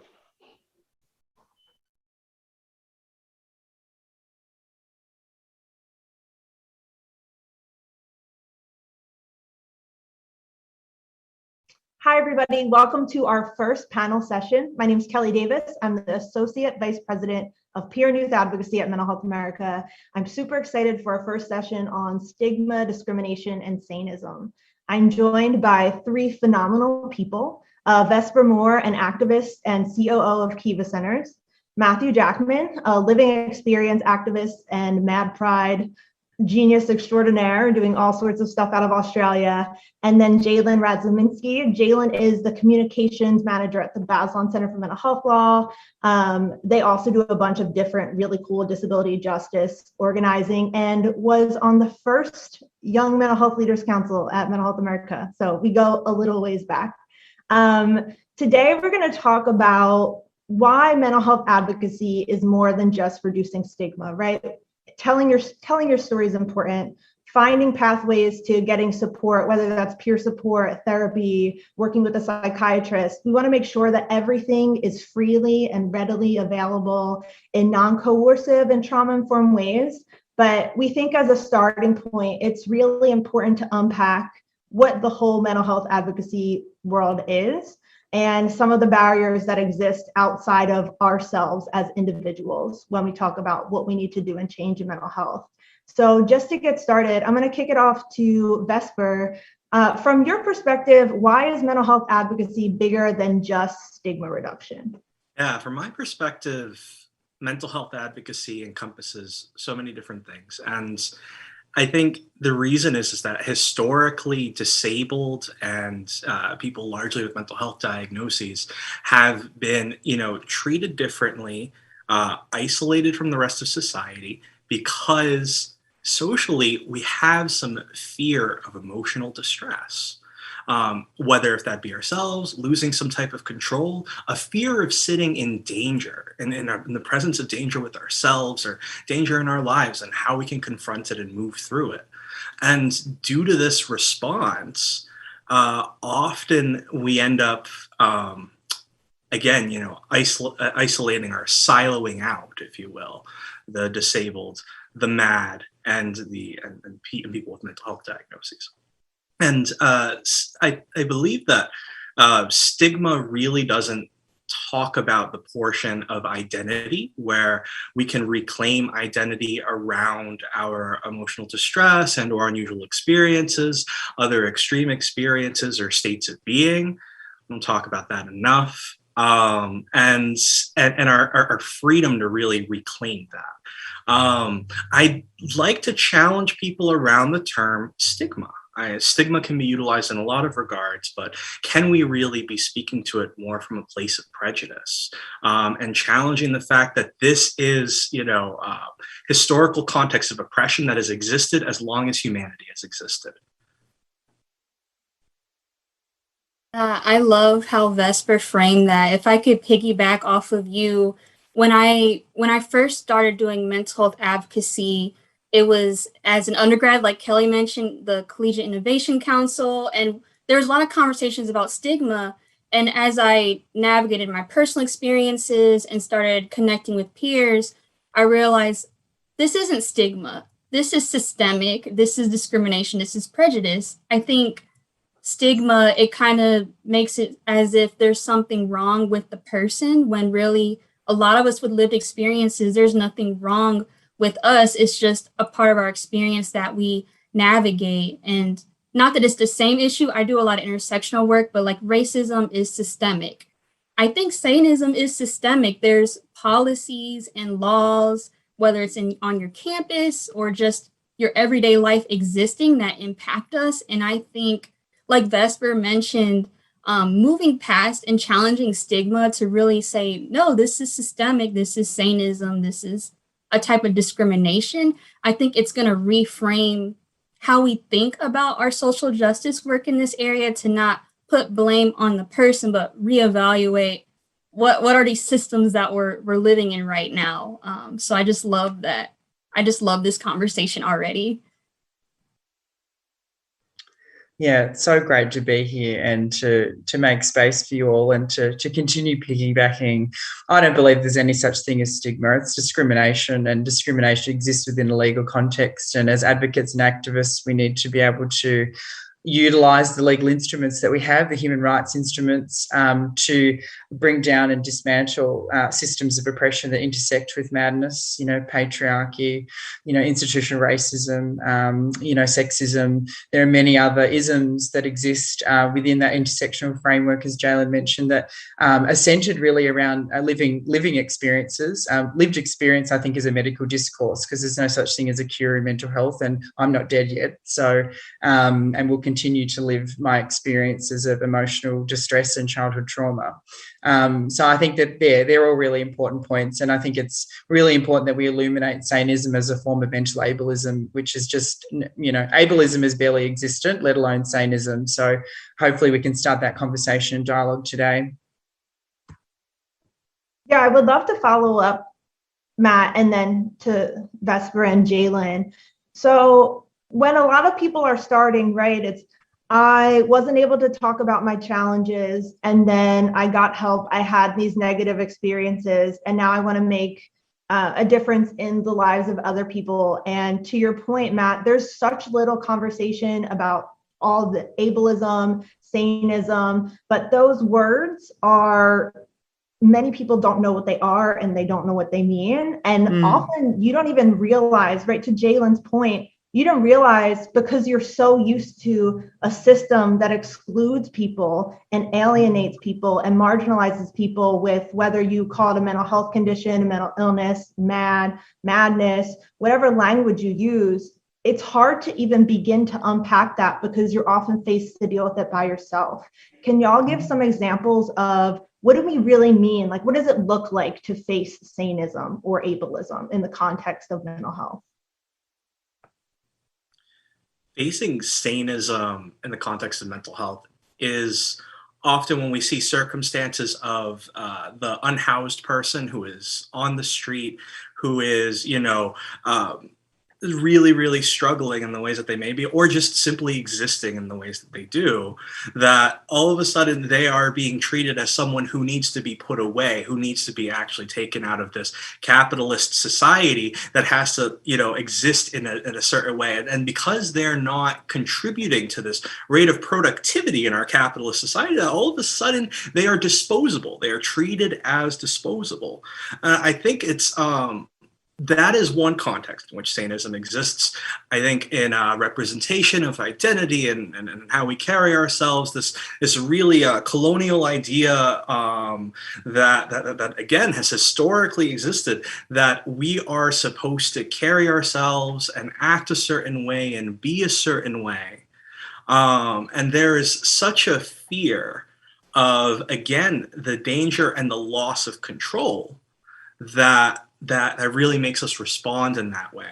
I also want to say that in the framework of what our society often calls mental illness, I like to challenge that. When we say mental illness, what ends up happening is that we're not talking about, one, the context of identity, where we're siloing it again. Two, that when we say mental illness, we aren't really putting pressures on systems and society to be more accessible to us in the ways in which we exist. That's when we get into the disability justice framework. It's not about anything that is wrong with your mind and body as you exist, right? But rather that society needs to be more accessible to you as you are.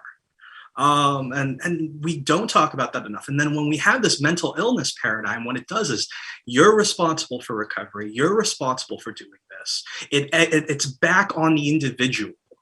I'm happy to continue piggybacking off that. I call it psychiatric dysphoria, like gender dysphoria. There's no pill for homophobia. There's no pill for racism. My mental health issues are a direct result of systemic and structural oppression. it's very convenient for government and psychiatry to blame individuals as, within an illness paradigm and framework for their struggles, for their emotional struggles, when in reality, we only need to look at intersecting layers of oppression to see high rates of mental health issues. So what's the answer? Unjust systems, oppressive institutions. Who's taking accountability of that? Psychiatry is extremely corrupt and, re-perpetuates an illness myth with a macroeconomy around big pharmaceutical industries publishing the research that works for them. This is a very dark system, very dark, and we need to illuminate that as young people. I don't have much else to add. All I can say is period after what Vesper and Matt mentioned. But yeah, and I just think it all plays into reevaluating what is normal and what is acceptable, because like they were mentioning, it is systemic. Like you can't take a pill to just, a pill alone isn't going to fix everything. It's not going to, me taking a pill will not fix racism or the mental health to prison pipeline or the disparities in education that we face or our disparities in housing. I know folks with disabilities and mental disabilities, we have systemically the most issues keeping housing. There's just so many systemic things. And Vesper through in capitalism, I'm just like, ooh.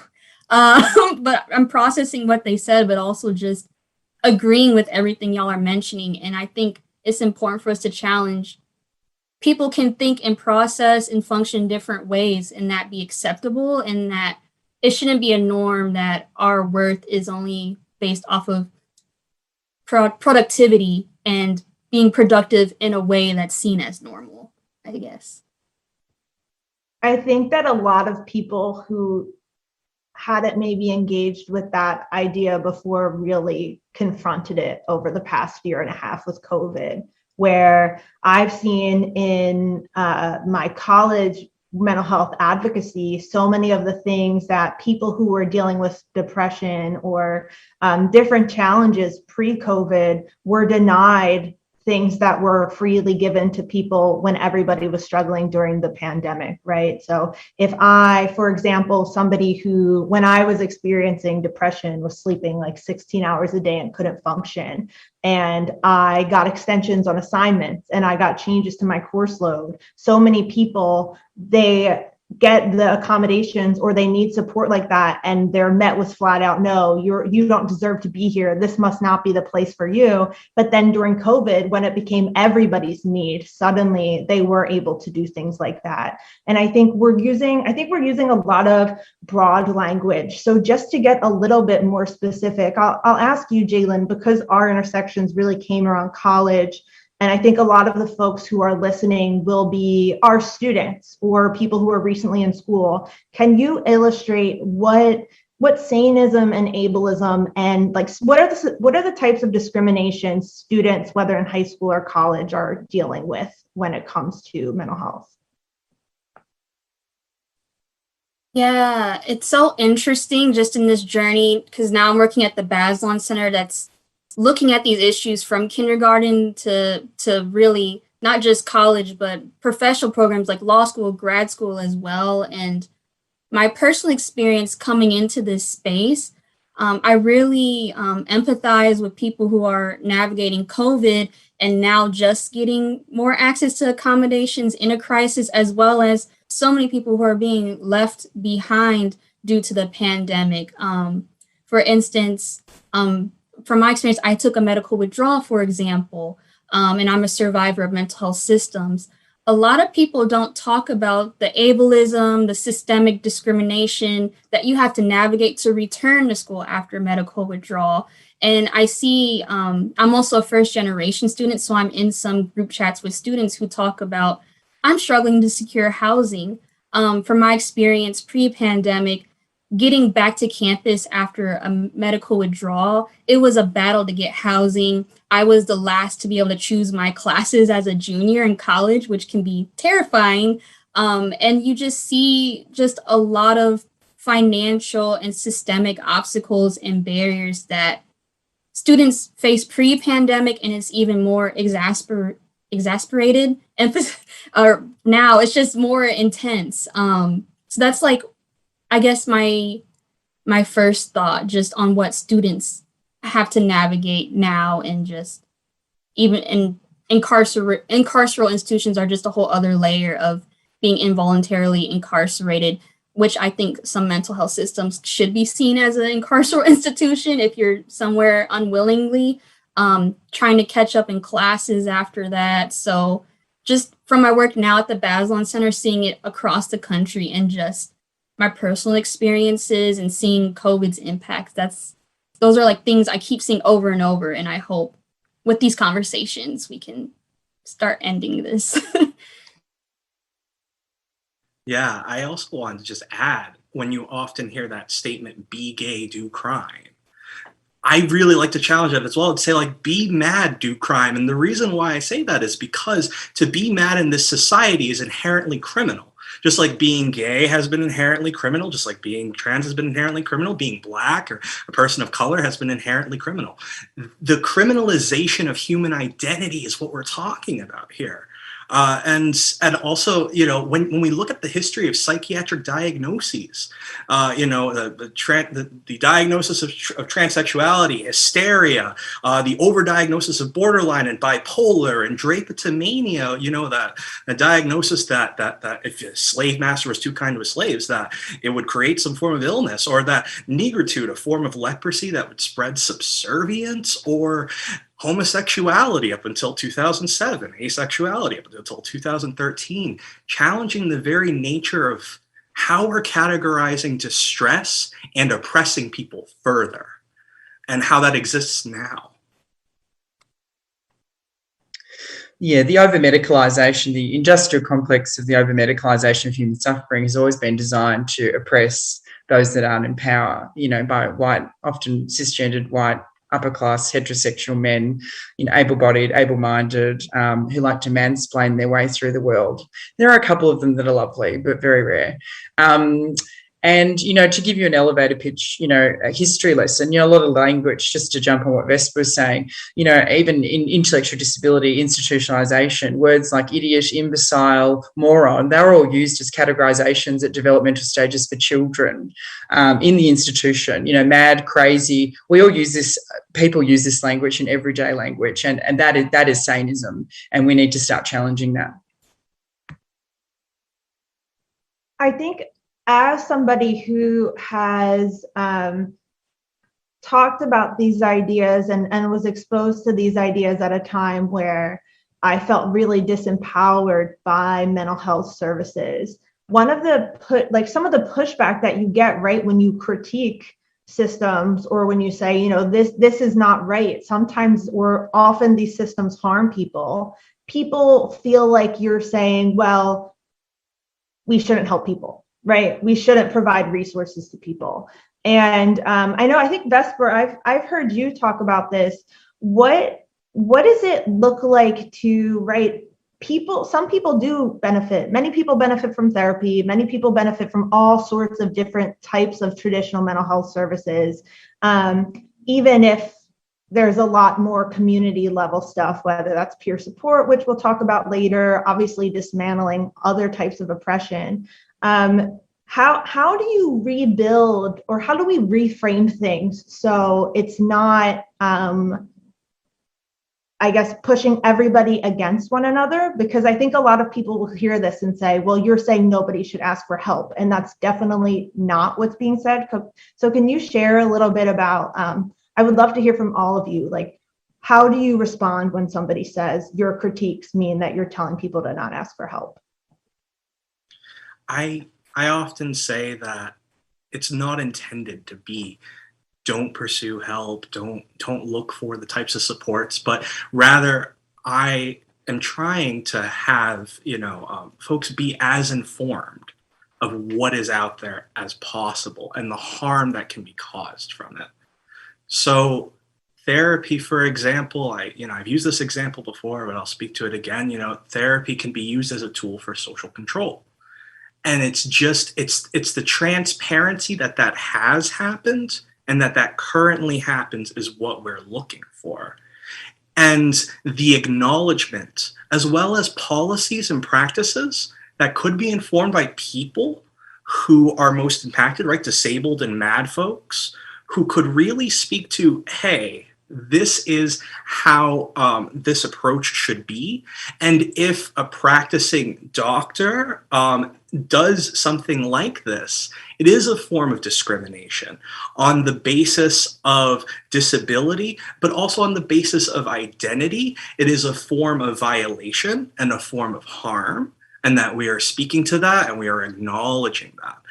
And that simultaneously, you can pursue these types of help, but it's important that professionals within the mental health system really understand that the mental health industrial complex has been built on a foundation of harm, historically and currently, and that we have to address it.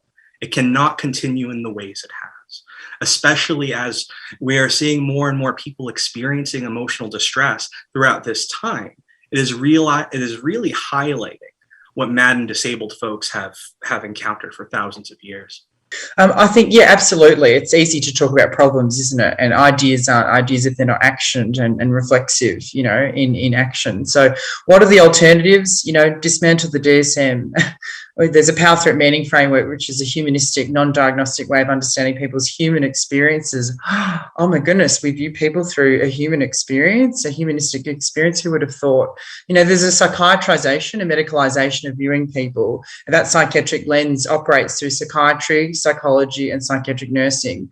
We need to move away from that diagnostic model of viewing human experience and move towards more allied health, more peer-based understandings, interventions, managed services or led services, with living experience people that are trained in living experience and peer methods.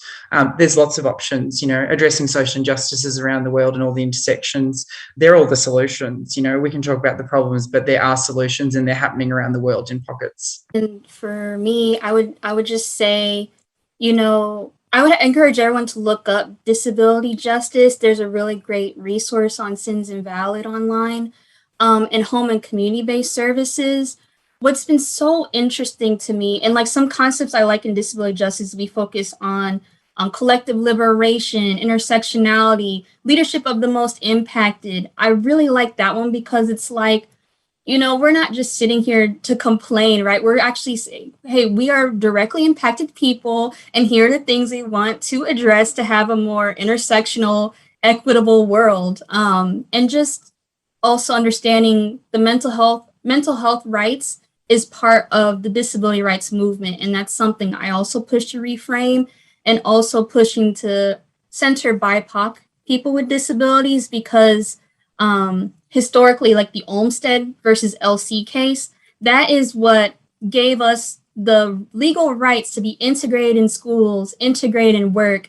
And the LC actually stands for Lois Curtis, a Black woman with mental health disability. So I always like to say that when we're framing things, because there's a lot of movements trying to unpack, hey, disability is not just a white issue. It's not just a health issue. This is an intersectional issue that touches on, like what Matt and Vesper were saying, LGBT rights, the criminal justice system, education, like Kelly was saying, everything. So if we don't center us who are most directly impacted, and also consider community-based services so we can be as integrated in society as possible, we're not going to get the answer until we're all working together, no matter what our individual experiences are, to give everyone the opportunity to do that. Yeah. Can y'all speak a little bit more? I think many people are never exposed to the idea that there's a conversation to be had around mental health and rights. What does that mean? What is the intersection of mental health and rights? What does that look like? What are some examples? So the right to informed consent is a big starting point, but I think in the context of how we reframe our understanding of what is a prison in our society is very important. We don't often equate the psychiatric institution or the nursing home, the geriatric psychiatric facility to a prison. And we don't often equate, carceral behavior and that impact on our mental health. And what that means is encouraging a culture of punishment, and that when something is happened, that the immediate response must be a punishment. That and that is the way to then address the issue. We're not often talking about community compassion and collective responses to healing and working together. I think every culture across the world might have a different idea of what individualism and collectivism may mean to them. But I think when it comes to the regard of disability justice, like Jalen was speaking to earlier, it's so important that we understand that mental health and support is found in community together, that we can in fact be the experts of our own experiences because we have been through it. This is nothing new. It's existed in indigenous societies for a very long time, where ancestors or elders and tribes would guide someone through the experience of hearing voices, for example, or experiencing emotional distress because they had been through it before or are currently going through it, right? And that is a way of addressing emotional distress that for some reason, well, actually not for some reason, but because of racism and because of a multitude of other reasons, we don't often, think about that as an approachable or evidence-based approach of connecting with each other. Just simple human connection, even though human connection and the lack of it is what's causing such an immense amount of emotional distress on top of everything else right now. Yeah, I would just add on to that. I think, right, some concrete things that people might be able to relate to in terms of things being carceral or people being excluded, right, is like if you demonstrate behavior that makes people uncomfortable, that makes people nervous, that makes people think that maybe you're a danger to yourself or other, right? You can be kicked out of school, you can be fired from your job, you can be involuntarily institutionalized, right? Or often rejected by the people around you because of laws, because of rules, and because of cultural norms around what's acceptable and the tools people have to support one another, right? It's like if we built this inclusive world, people would be able to understand and identify and have more room, right? This is about, like, to Jalen's point, like liberation, letting people be who they are and creating the resources that help people be more of who they are and not teach people to be something else, or that your discomfort is uncomfortable for me, so you shouldn't act like that and you shouldn't feel like that. I think just for a little more context too about informed consent, and I'll turn it over to Matt because you are I love the living experience and not lived experience reframing. I love that. About, right, informed consent is often when you're seeking support because people don't have the information, because they're often doing things by themselves and in secret, right? You're treated like you have no say and no valuable say in your own care, in your own services, in what matters to you. So can you, and you're often not listened to. And I think a lot of times that's perpetuated by the idea, by these laws that say, well, if you don't do what we want, you're not part of our community, you're not part of our school, you're not part of our workplace. So can you share, Matt, a little bit about what is some of the work that people with living experience, people with diagnoses, with these identities and experiences, how are they making things better?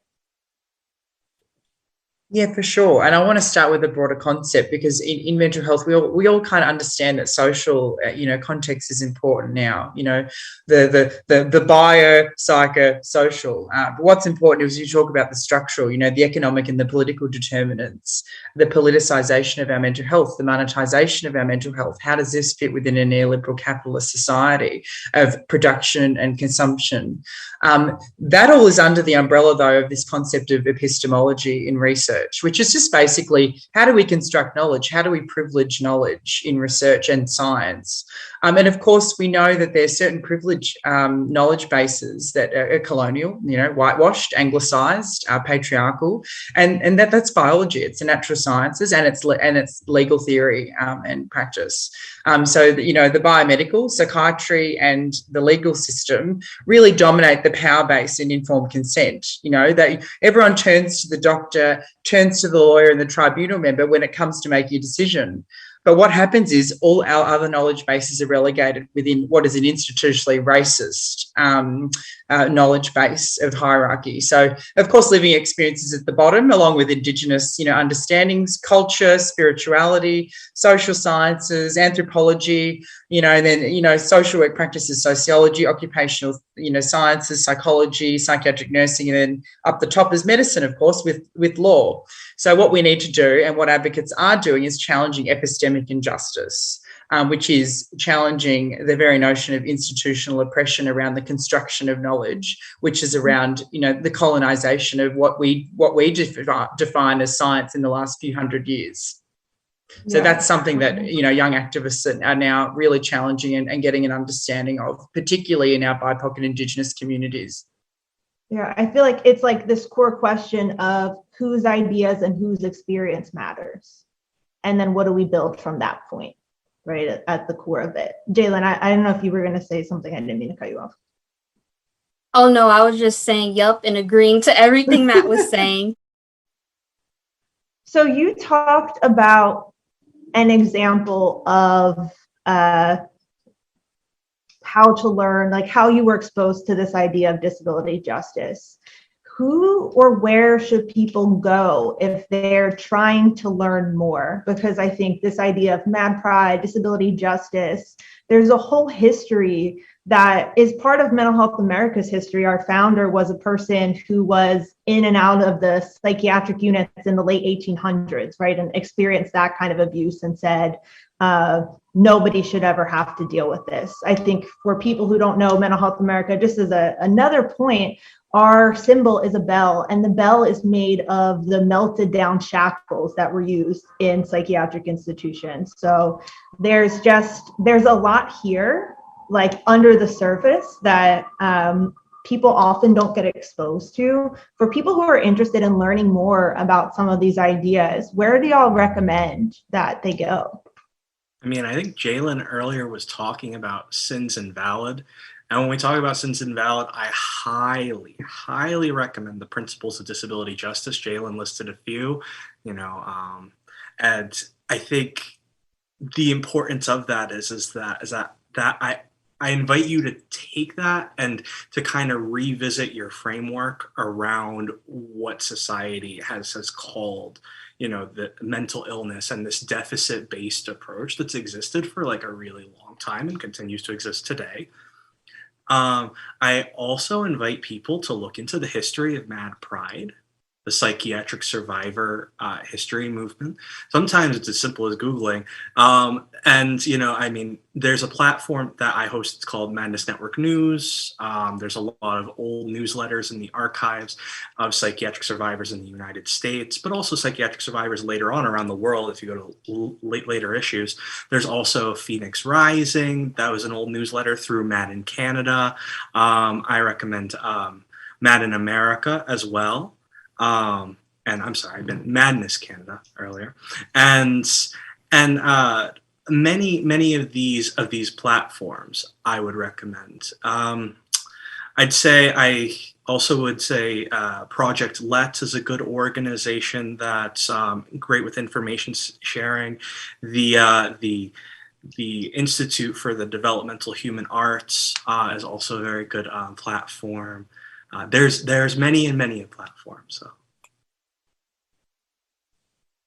Yes, I definitely can't emphasize enough checking out those 10 principles by Sins Invalid, because for me personally, when I first started working with Mental Health America on the Collegiate Council, I was trying to create a space, Black mental health ambassadors on my campus, because as a student and even now as a younger professional, it's really tricky and difficult in my journey to have found intersectional spaces. So I just think if you look at those principles, it really inspired me to either create, integrate, or just find more people who create spaces like Vesper mentioned. The only one I would really add to that list is the named advocates. If you go on that site, Carrie Gray, she made that. It's an inspiring group, and NAME stands for National Alliance of Melanin Disabled Advocates. There's a lot of blogs just unpacking about whiteness and disability, mental health, a conference coming up as well. Just a lot of really Black and BIPOC-led spaces that I hope more people check out and look into. Yeah, and great points, and want to echo all of that. And we have our own knowledge-based MAD studies, which is a collective knowledge of our history, of our movement, of our activism, which really challenges the very foundations and actually has evolved from critical disability studies. So it has a strong disability justice focus, which has really helped develop that knowledge base, helped develop the foundations of saneism as a form of ableism, and that's really been emergent in the last 15 years. And there's a new Masters of MAD studies at Queen Margaret University in Edinburgh online, which starts in January. So there's a social movement going on, and we need MAD leadership to continue that. So yeah, I encourage you to look up anything in the MAD studies literature base as well. Awesome. Thank y'all. To Vesper's point, so Steph from Project Let's is going to be speaking later today on a panel on peer support. And then you'll hear from Jesse from the Institute for the Development of Human Arts tomorrow in talking about why story sharing and lived experience are really important in transforming and doing mental health advocacy. So you're going to hear from amazing people. You just did as well. I want to thank you all so much for sharing. I think some of these ideas, I know for the people listening, I know in my lived experience and living experience and conversations that I have with so many people, being exposed to these ideas is challenging and so empowering at the same time when you've never heard them before or are used to having to reject parts of your experience or yourself. So wanted to thank you all again. Just before we close, for folks who want to stay in touch, would y'all share social media handles or how to stay up to date on all the cool things you're doing?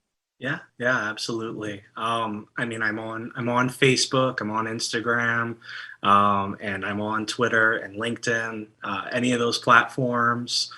Most of them are either at Vesper Moore or at Vesper J Moore or at Vesper Moore 777. So I would just encourage you can search for Vesper Moore and you can find me on any of those platforms.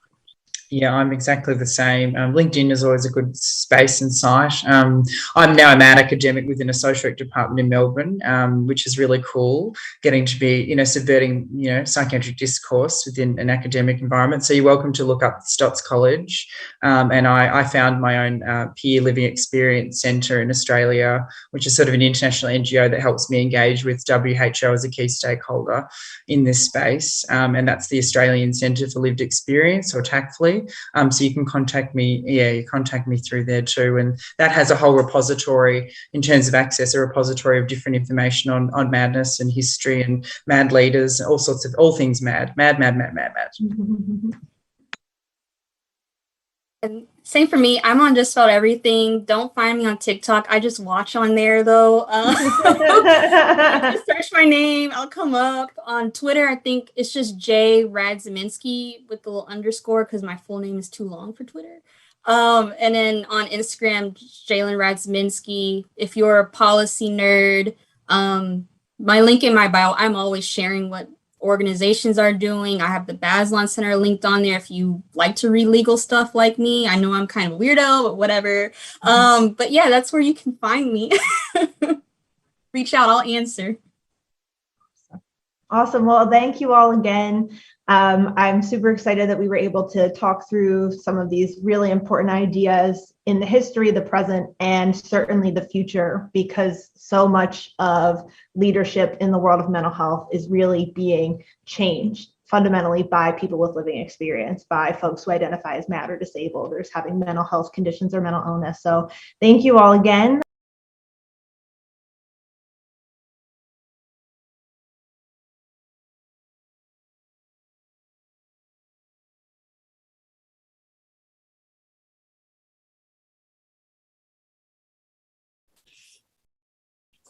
Yo, what's up, everybody? Rashawn Miller here, and welcome to our Future in Mind Mental Health Summit. This particular session right here, we're going to be talking about the intersectionality in mental health and challenging the status quo. So again, I appreciate you all being here this evening, and I'm here with some amazing panelists. I want to introduce my panelists and let them know, just to give them a wave and let them know that you're here. I want to start with Sin Gomez. Sin Gomez is an activist based out of where you at, Sin? I'm in Berkeley right now. She's at Berkeley. I mean, they are at Berkeley right now. So Berkeley is in the house from California. Next, we got Seika Brown is the founder at YLG Research. Where are you, Seika? I'm up in New York at Cornell University. New York. So East Coast. I'm actually in Charlotte, so I'm repping the East Coast as well. And finally, we have Bree Baker, the counseling and psychology PhD student at Columbia University. So you're in New York too, right? Yes, Manhattan.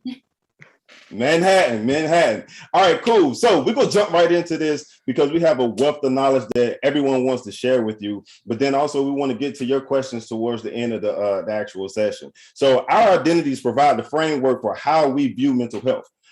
Race, ethnicity, culture, all of these different aspects play a huge role into the way we experience the world.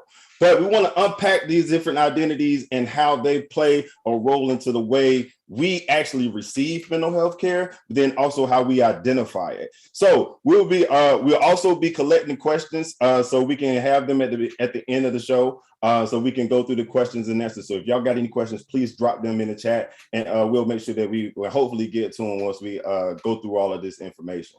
So one of the things I wanted to start off with is I want you all, can you please share with us about the lived experience and why this work is important to you? Go for it. I mean, go ahead. I was just gonna start off by saying my family has had a pretty interesting history with mental health. You know, coming from a Latina background, there's not a lot of conversation that you have around mental health. And that's due to a couple different things, whether it be religion, whether it be your socioeconomic standing, whether it just be the cultural aspects of, you know, whether or not it's valid or real or important to the conversations we're having. My family was, you know, kind of forced to trailblaze and actually have these conversations. Growing up, I got to see what my sister's mental health journey looked like, you know, with various different, identifying the process of getting help and really just finding what practices worked for her. And then later in years after, I started struggling with my own mental health throughout middle school and high school. You know, at the same time that I was coming to terms with the identities that I hold, you know, I was finding myself struggling when it came to, you know, what I was eating, how I was perceiving myself, the thoughts I was having, and really just wanted to have help and really know what this meant and why I was experiencing these different things. And in recent years, I've been able to get diagnoses and get help and, you know, get to see the pitfalls within our mental health system. And, you know, that all of these different things, everything from the larger scope of my culture to my individual experience made me want to start doing this work. So that's why I'm here today. But go ahead, Sika. Yeah, I think for me, I come from a mixed cultured household. I'm half Japanese and I'm half English. And so it was, for a while, it was pretty chill. But then when I was 8 years old, my older brother attempted suicide. And while he's happy and well today, I think it was a lot of cultural differences that kind of led that attempt. There was a lot of misunderstandings, a lot of lack of communication. And then after it, we had to heal as a family. And so I think a lot of my experiences is just kind of shining a light. Why is it important to talk about culture in mental health? And so that's why I'm here today. Dope. What about you, Bree? Yeah, I was going to say, I mean, for me, it's also a very personal journey. I think that when I was younger, I suffered from childhood depression. It was not diagnosed. It took the form eventually as like high functioning anxiety, where I was terrified to make mistakes.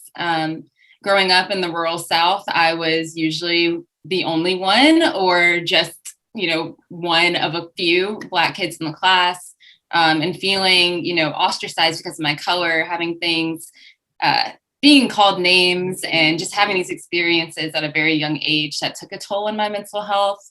But also as a Black woman and as a Black girl, lacking the outlets to express these emotions, lacking, you know, outlets to explore bad emotions, anger, frustration, sadness. And I think, you know, growing up in a Black Southern household, the church is very important. And I was made to feel that when I expressed emotions like that, or even if I had emotions like that, I was guilty of something, that I wasn't grateful enough, that I wasn't praying enough. And so that also took a toll on me. And so I'm doing this work because I know that my experience and my narrative it's not novel. A lot of people experience things like this, experience feelings of self-silencing, of internalized racism at a young age that continues to grow throughout adulthood.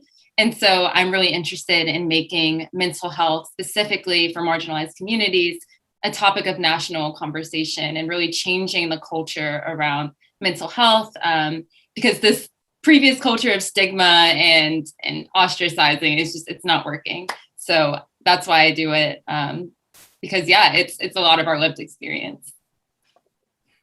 I think Bree, just piggybacking off of what you said, when it comes down, it's a lot of our lived experience, and I appreciate you all for sharing. I think even for me, mental health work is very important, because I was diagnosed with bipolar disorder back in 2006 when I was a sophomore in college. So I was Sin and Seika's age, when I was diagnosed, actually in a psychiatric ward. But then also I'm a suicide attempt survivor as well. And so being a Black male, and dealing with these issues, I always felt like I couldn't talk to anyone about this stuff. So that's one of the reasons why I actually became a therapist, and actually pursuing my PhD as well, and also I do a lot of community work with my nonprofit and with my private practice to be able to address these issues within the community. So with that being said, we talked about just our array of different backgrounds, right? But we all said we all have some type of lived experience when it comes down to dealing with mental health challenges, right?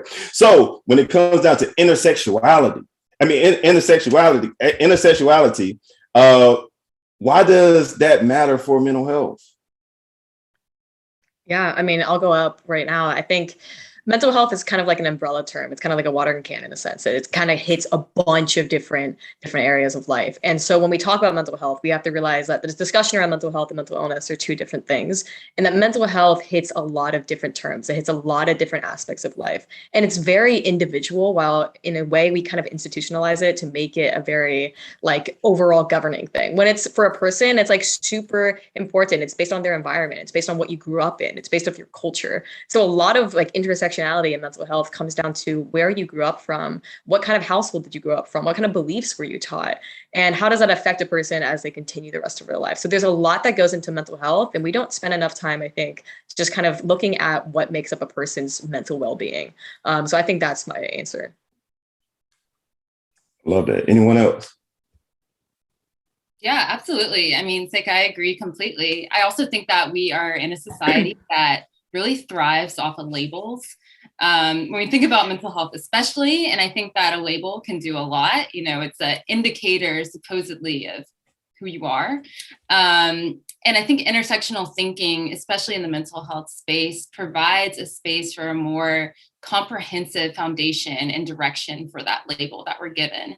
And it goes deeper than just individual identities by incorporating systems of oppression and just multiple systems level perspectives into pathology, personhood, and just your overall human experience. So I think intersectionality in that way is incredibly important because it gets to the root of who we are. Yeah. And I mean, both Seika and Bray bring up like amazing points. And just to like echo a couple of things that they were saying, like we can't reduce someone's mental health or mental wellness or mental illness to that one thing or, one contributing factor. So like when I think of intersectionality and why it's so important in mental health, I think of the fact that you can't reduce someone down to this one thing. And when we look at, we have to also acknowledge and advocate for mental wellness and its intersections because, a lot of our approaches to mental health and securing mental wellness right now are only looking at one component, only looking at one identity at a time. And it matters that we do look at these intersections because all of these identities and, experiences, as Brie mentioned, like we have this fascination with confinement, but rather we can use these to be expansive and really improve our mental health resources because there's these different realities, experiences that need to be acknowledged in order to adequately support someone's mental wellness long term. I know that specifically for me, being like a young trans person of color and being low income and being first gen, like I can't separate these things from my mental health. And if I were to look at one of these things, only one of these things at a time, you know, I wouldn't be getting the adequate support that I need to actually have mental wellness.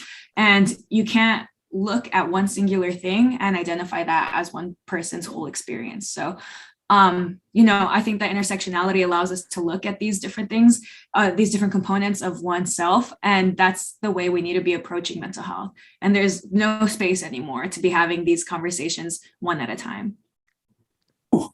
Oh man, y'all dropped some bombs on a lot of different things there. Sin, I love that you brought up so many things where you know institutions and systems want to just focus on one label or one component at a time, right? And Bree, you mentioned the aspect of, you know, these labels that we utilize. We try to pigeonhole people into this one box based off of this one label. I know for me, when I was actually going into the hospital, I was terrified to go into the hospital because I was a Black male going into a psychiatric ward, and that was something that it put fear in my heart just because of just the different systems and stuff that are in place. And I know that the history, especially in our nation, doesn't necessarily treat people that look like me fairly. So when it comes down to a system only addressing one component at a time, how does that do harm for people that are living with a mental health challenge? Yeah, I mean, starting right off the bat, like you can't prescribe the same medication to every single patient. I think that's like logic.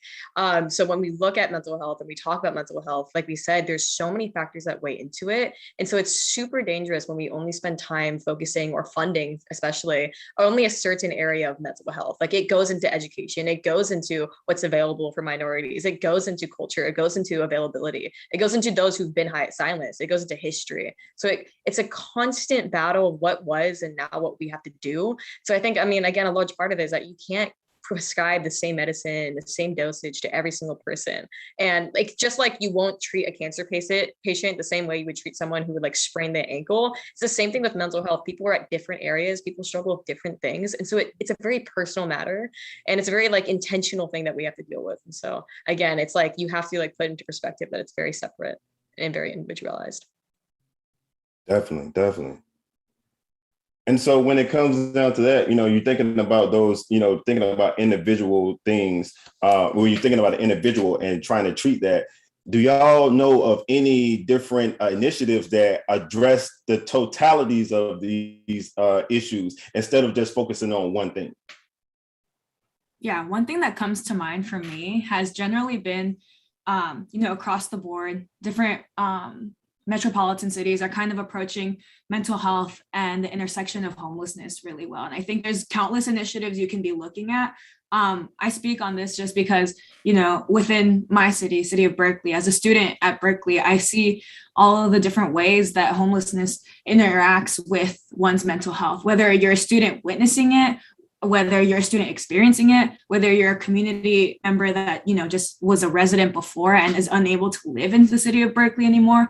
All of these different things, you know, are motivating initiatives, both at the city level and in the state of California. We're seeing all these different initiatives just because our state is experiencing like huge surges of homelessness as a result of like COVID, as a result of job loss associated with COVID.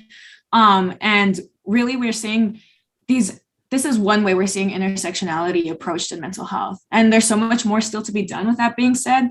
But I know we're starting to see initiatives springing up across the country, you know, targeting, you know, racial identities and mental health. And in this case, socioeconomic and housing as a component. And when we start putting these different initiatives together, I think that's when we're going to start seeing like the actual conversations that we're having right here, right now come into effect. And, you know, we're in the really early stages, in my opinion, of what is possible when it comes to addressing mental health in this intersectional way and the initiatives that are, you know, attainable.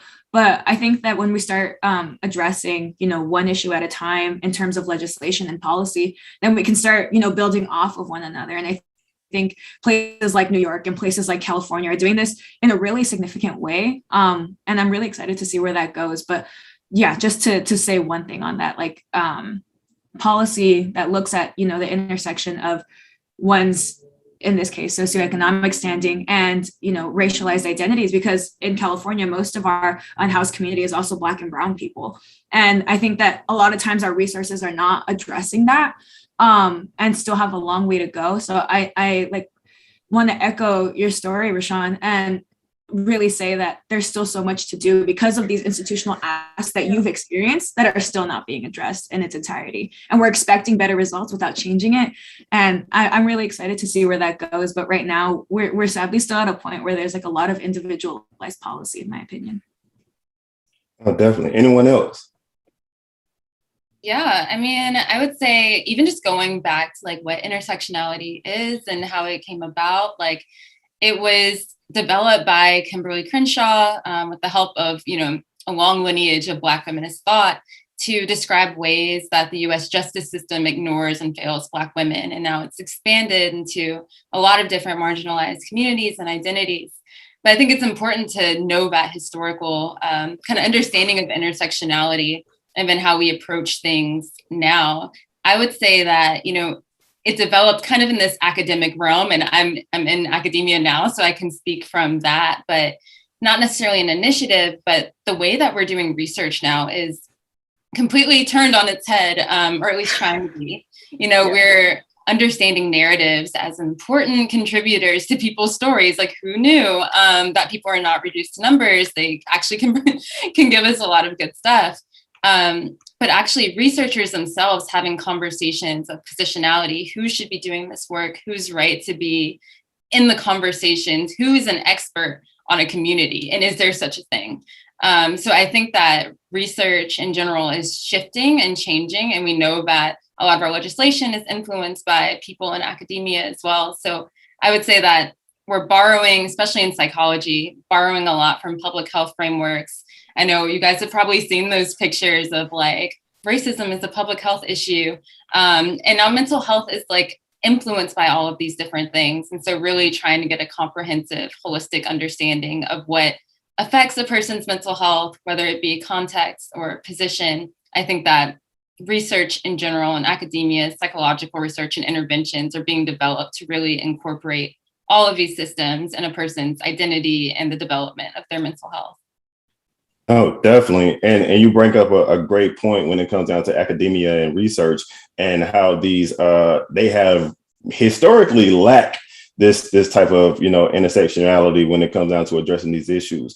But Seika, you know, that's your bag right there. So I would love to know, like, you know, what's your thoughts on that when it comes down to the research aspect and, you know, and it even out the intersectionality when it comes down to mental health? Yeah, I mean, I'll definitely say with my organization, with my initiative that I've been running, it focuses on having young researchers lead these conversations. And I think a big part of when you talk about mental health research is about who's researching it, right? I'm minoring in anthropology right now at university, and a lot of these case studies are dictated by white people, specifically, right, white men. And it's not necessarily their findings are wrong. It's just a lot of bias that goes into it. And I don't think we have a lot of variability in the terms of who's leading research. And so I think the first thing that we're seeing in the shift of how research is happening in mental health is who's leading it and why is it important to have those leaders. When we talk about experts in mental health, we have to realize, especially with adolescent mental health, the only expert in adolescent mental health will be adolescents. They're the ones who are living it currently. Those are the ones who are experiencing it currently. Those are the ones that can define it. So a large part that I'm seeing in mental health research is just also how do we define it? How do we talk about it? And where are the differences in where we talk about it? I don't think there's one single right definition of mental health. I think it's a topic, again, that's very, very individualized. And so I think a big part of research is who's leading the research and why is it important that we're giving these people the space and the microphone to lead it. Definitely. Thank you. And you know, as someone that started their own organization, and I want to ask this for you all, like, how can advocates prioritize intersectionality in their mental health work?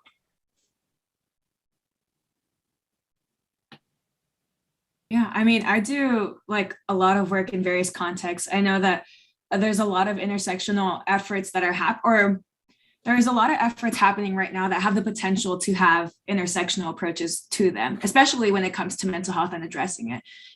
We've seen different like recent movements, strives for like queer rights and racial justice and, things like equitable housing and equitable like voting access and all these different things. And I think when people are asking how we can have more intersectional work, part of this is including mental health. And a lot of times we like to think of mental health as like its own separate category and separate from the initiatives that we're taking. And when in reality, they can be fundamental to the work that you're doing, especially when we're looking at, the recent like issues and struggles and fights for racial justice. We're seeing communities at the border and, how that's impacting their mental health. There's countless studies on it. And, we have like 2 researchers in the room and they can, I'm sure, vouch for the fact that this is like consistently something that needs to be explored. And when we look at, other racial identities and how their experiences are impacted by, generational trauma and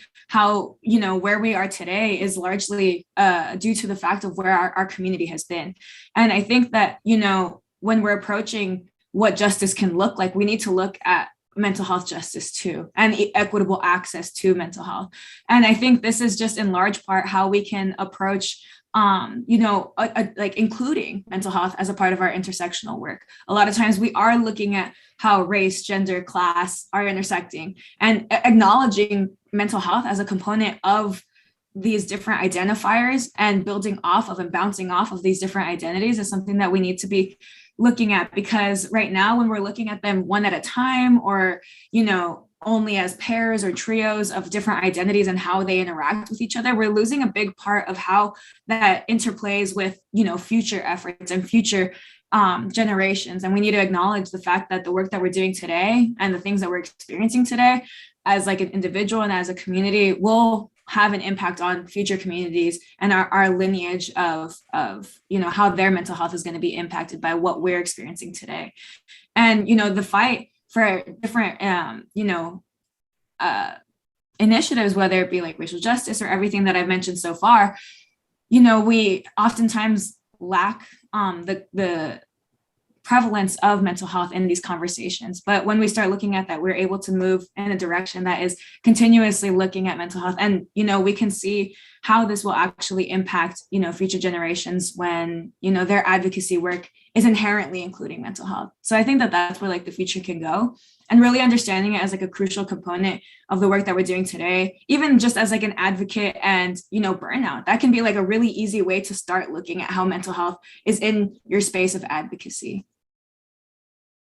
Definitely. Thank you. Anyone else? Yeah, I agree. I think that is where the future of mental health equity can go and what it can look like. And I think for me, and perhaps for all of us, starting in this work, it didn't just like come to us. I think a lot of people get very overwhelmed with all these different variables that can influence a person. And I think that really looking within is where the conversation begins. Introspection, evaluating and reevaluating past experiences and what makes you a person, and then looking to see that in others, and how you can amplify their voices, elevate their experiences, looking at places where you may hold privilege and power, and also places where you may have not in the past, and how that influenced how you go about the world. And I think that that's scary for a lot of people to do, especially the way that our culture is now. We don't want to look back. We don't want to like think of these deep emotional things because it is scary and complex. But I think that is where it needs to start. And I wish that that was something that was taught in schools. I wish that was something that was taught from an early age. And the unfortunate thing is that a lot of us are learning to do this now as adults, but taking that knowledge and then passing it on, I think, like Sen said, is very crucial in beginning and continuing sustaining these movements of intersectionality and mental health. No, definitely. And I think, that introspective way of thinking, like I said, for me as an advocate, it starts within myself and understanding how many different labels I have. But then, like you said, understanding my own privilege and the things that I also do not have. But then going into being open to learning about other people, and and allowing people to challenge my own way of thinking and my own thought processes, and then the way I was brought up, and understand people are people and connecting with people on those different levels. So we only have 5 minutes left, and I wanted to get to some of the questions from the audience. One of the questions is, what resources exist for self-education and unlearning biases in mental health? I would say there's two answers to that. I think one, you can look at right institution programs, organizations that kind of lead that area. But also I think the biggest resource that we skip over is our own communities around us. A lot of just echoing what everyone else just said is that it's really important to listen to other people. If you want to unlearn the things that you need to unlearn, then talk to someone. Just have these conversations with both your parents, with your friends. Even if it might not be like the greatest conversation, even though you might get some pushback, I think it's really interesting and really important to hear how people think and how people feel. And so I would say don't ignore the first resource at our hands, and that's our own community around us, and just spend some time to listen to the people around you.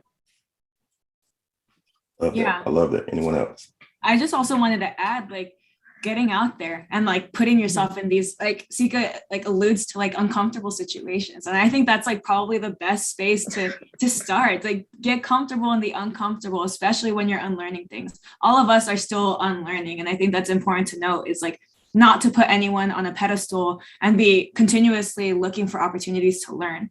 Attend protests, attend meetings, sit in on organization events, and just sit there and learn and stay after and ask questions and be willing to connect and continuously foster those relationships. Because, from single encounters with a family member or a community organizer or things like that can really help you build a foundation of your own thoughts around it and help you, you might become an advocate right alongside that person and realize that that was something that you didn't know you were looking to do. So I think that there's just a lot of opportunity for growth when you start, looking locally or looking closely at what resources are around you. I love that. Just lean in onto your neighbors, and it's just that simple. Anything you want to add, Bree? No, I mean, y'all really covered it. I like that leaning in, but it's just stay hungry, stay open. When you're learning, ask people, how are you? And really listen. How are they? Listen to what they have to say. You may think you know what your friend's going through, but do you really know? Have you really taken the time to understand their perspective? And that's another person, hopefully a safe person, that you can, ask and start to gain more information and knowledge and branch out from there. So yeah, Sin and Seika, y'all really did it. Oh, with that, man, I really appreciate Seika, Sin, and Bree for y'all being here, and then just sharing your knowledge with everyone when it comes down to addressing this issue from the multi-levels that we need to address it. With that in mind, I want to ask you all, where can people find you as far as on socials, and they want to keep up with all of the work that you're doing? Yeah, I mean, you can just follow me on Instagram. It's just Seika Brown, SCIKA, and then Brown just like the color. But you also can check out my website at seikabrown.com. Yeah, same here. You can find me on Instagram, the Sin Gomez, and also my LinkedIn is where a lot of my events like this show up. So you can hopefully see me in more spaces like this, and hopefully with Mental Health America again. Yeah, and I'm a Twitter person. I like thoughts. I'm not so great at the pictures. So I'm on Twitter at Brianna A. Baker. Also my website, briannaabaker.com. You can find out more. Please check into all of the work that they are doing. There are some amazing advocates, but then just amazing people as well. You can find me, if you can spell my name, you can find me on anywhere, my website or social media at Rashawn. And up next, we have our closing activity with an activity to prep for tomorrow. So be sure to stay tuned and look forward to seeing you all tomorrow, y'all. Peace. Thanks, and thanks everybody. I hope y'all had an amazing day. We had some great conversations, learning and unlearning about mental health. And tomorrow, after we heard everything today, we're gonna be talking about, okay, what do I actually do to make a difference? So wanted to just thank all of our panelists for our opening tomorrow. We're close to the end, so I'll be quick. For our opening tomorrow, we'll hear from Rainn Wilson at 12 p.m. or 12 p.m. Eastern, 9 a.m. Pacific, and he'll share a little bit about his mental health story and why gratitude and how gratitude has been really important for his well-being and recovery. So would love now, I know we've been seeing awesome comments in the chat of how people are learning, people connecting with one another. Would love for folks who are still here while you're here, or this evening, when you're going to bed, getting up tomorrow, shoot us a tweet or drop it in the chat what you're grateful for from today, or maybe some things that you learned from today. And then we'll have a conversation. Chris Wood and I will be back after we hear from Rain, and we'll go through some of the questions maybe we didn't answer today. And then we'll get on to our panelists who will show you and let you know about how they did all of these amazing things, whether it was doing policy advocacy in their school, creating a mental health and sports program, using art for advocacy and political education. So we will see you all tomorrow. I hope you all have an amazing evening. As I said earlier, we're really creating a space for belonging and movement, and we're really happy to be in movement with all of you. Have a good night, y'all.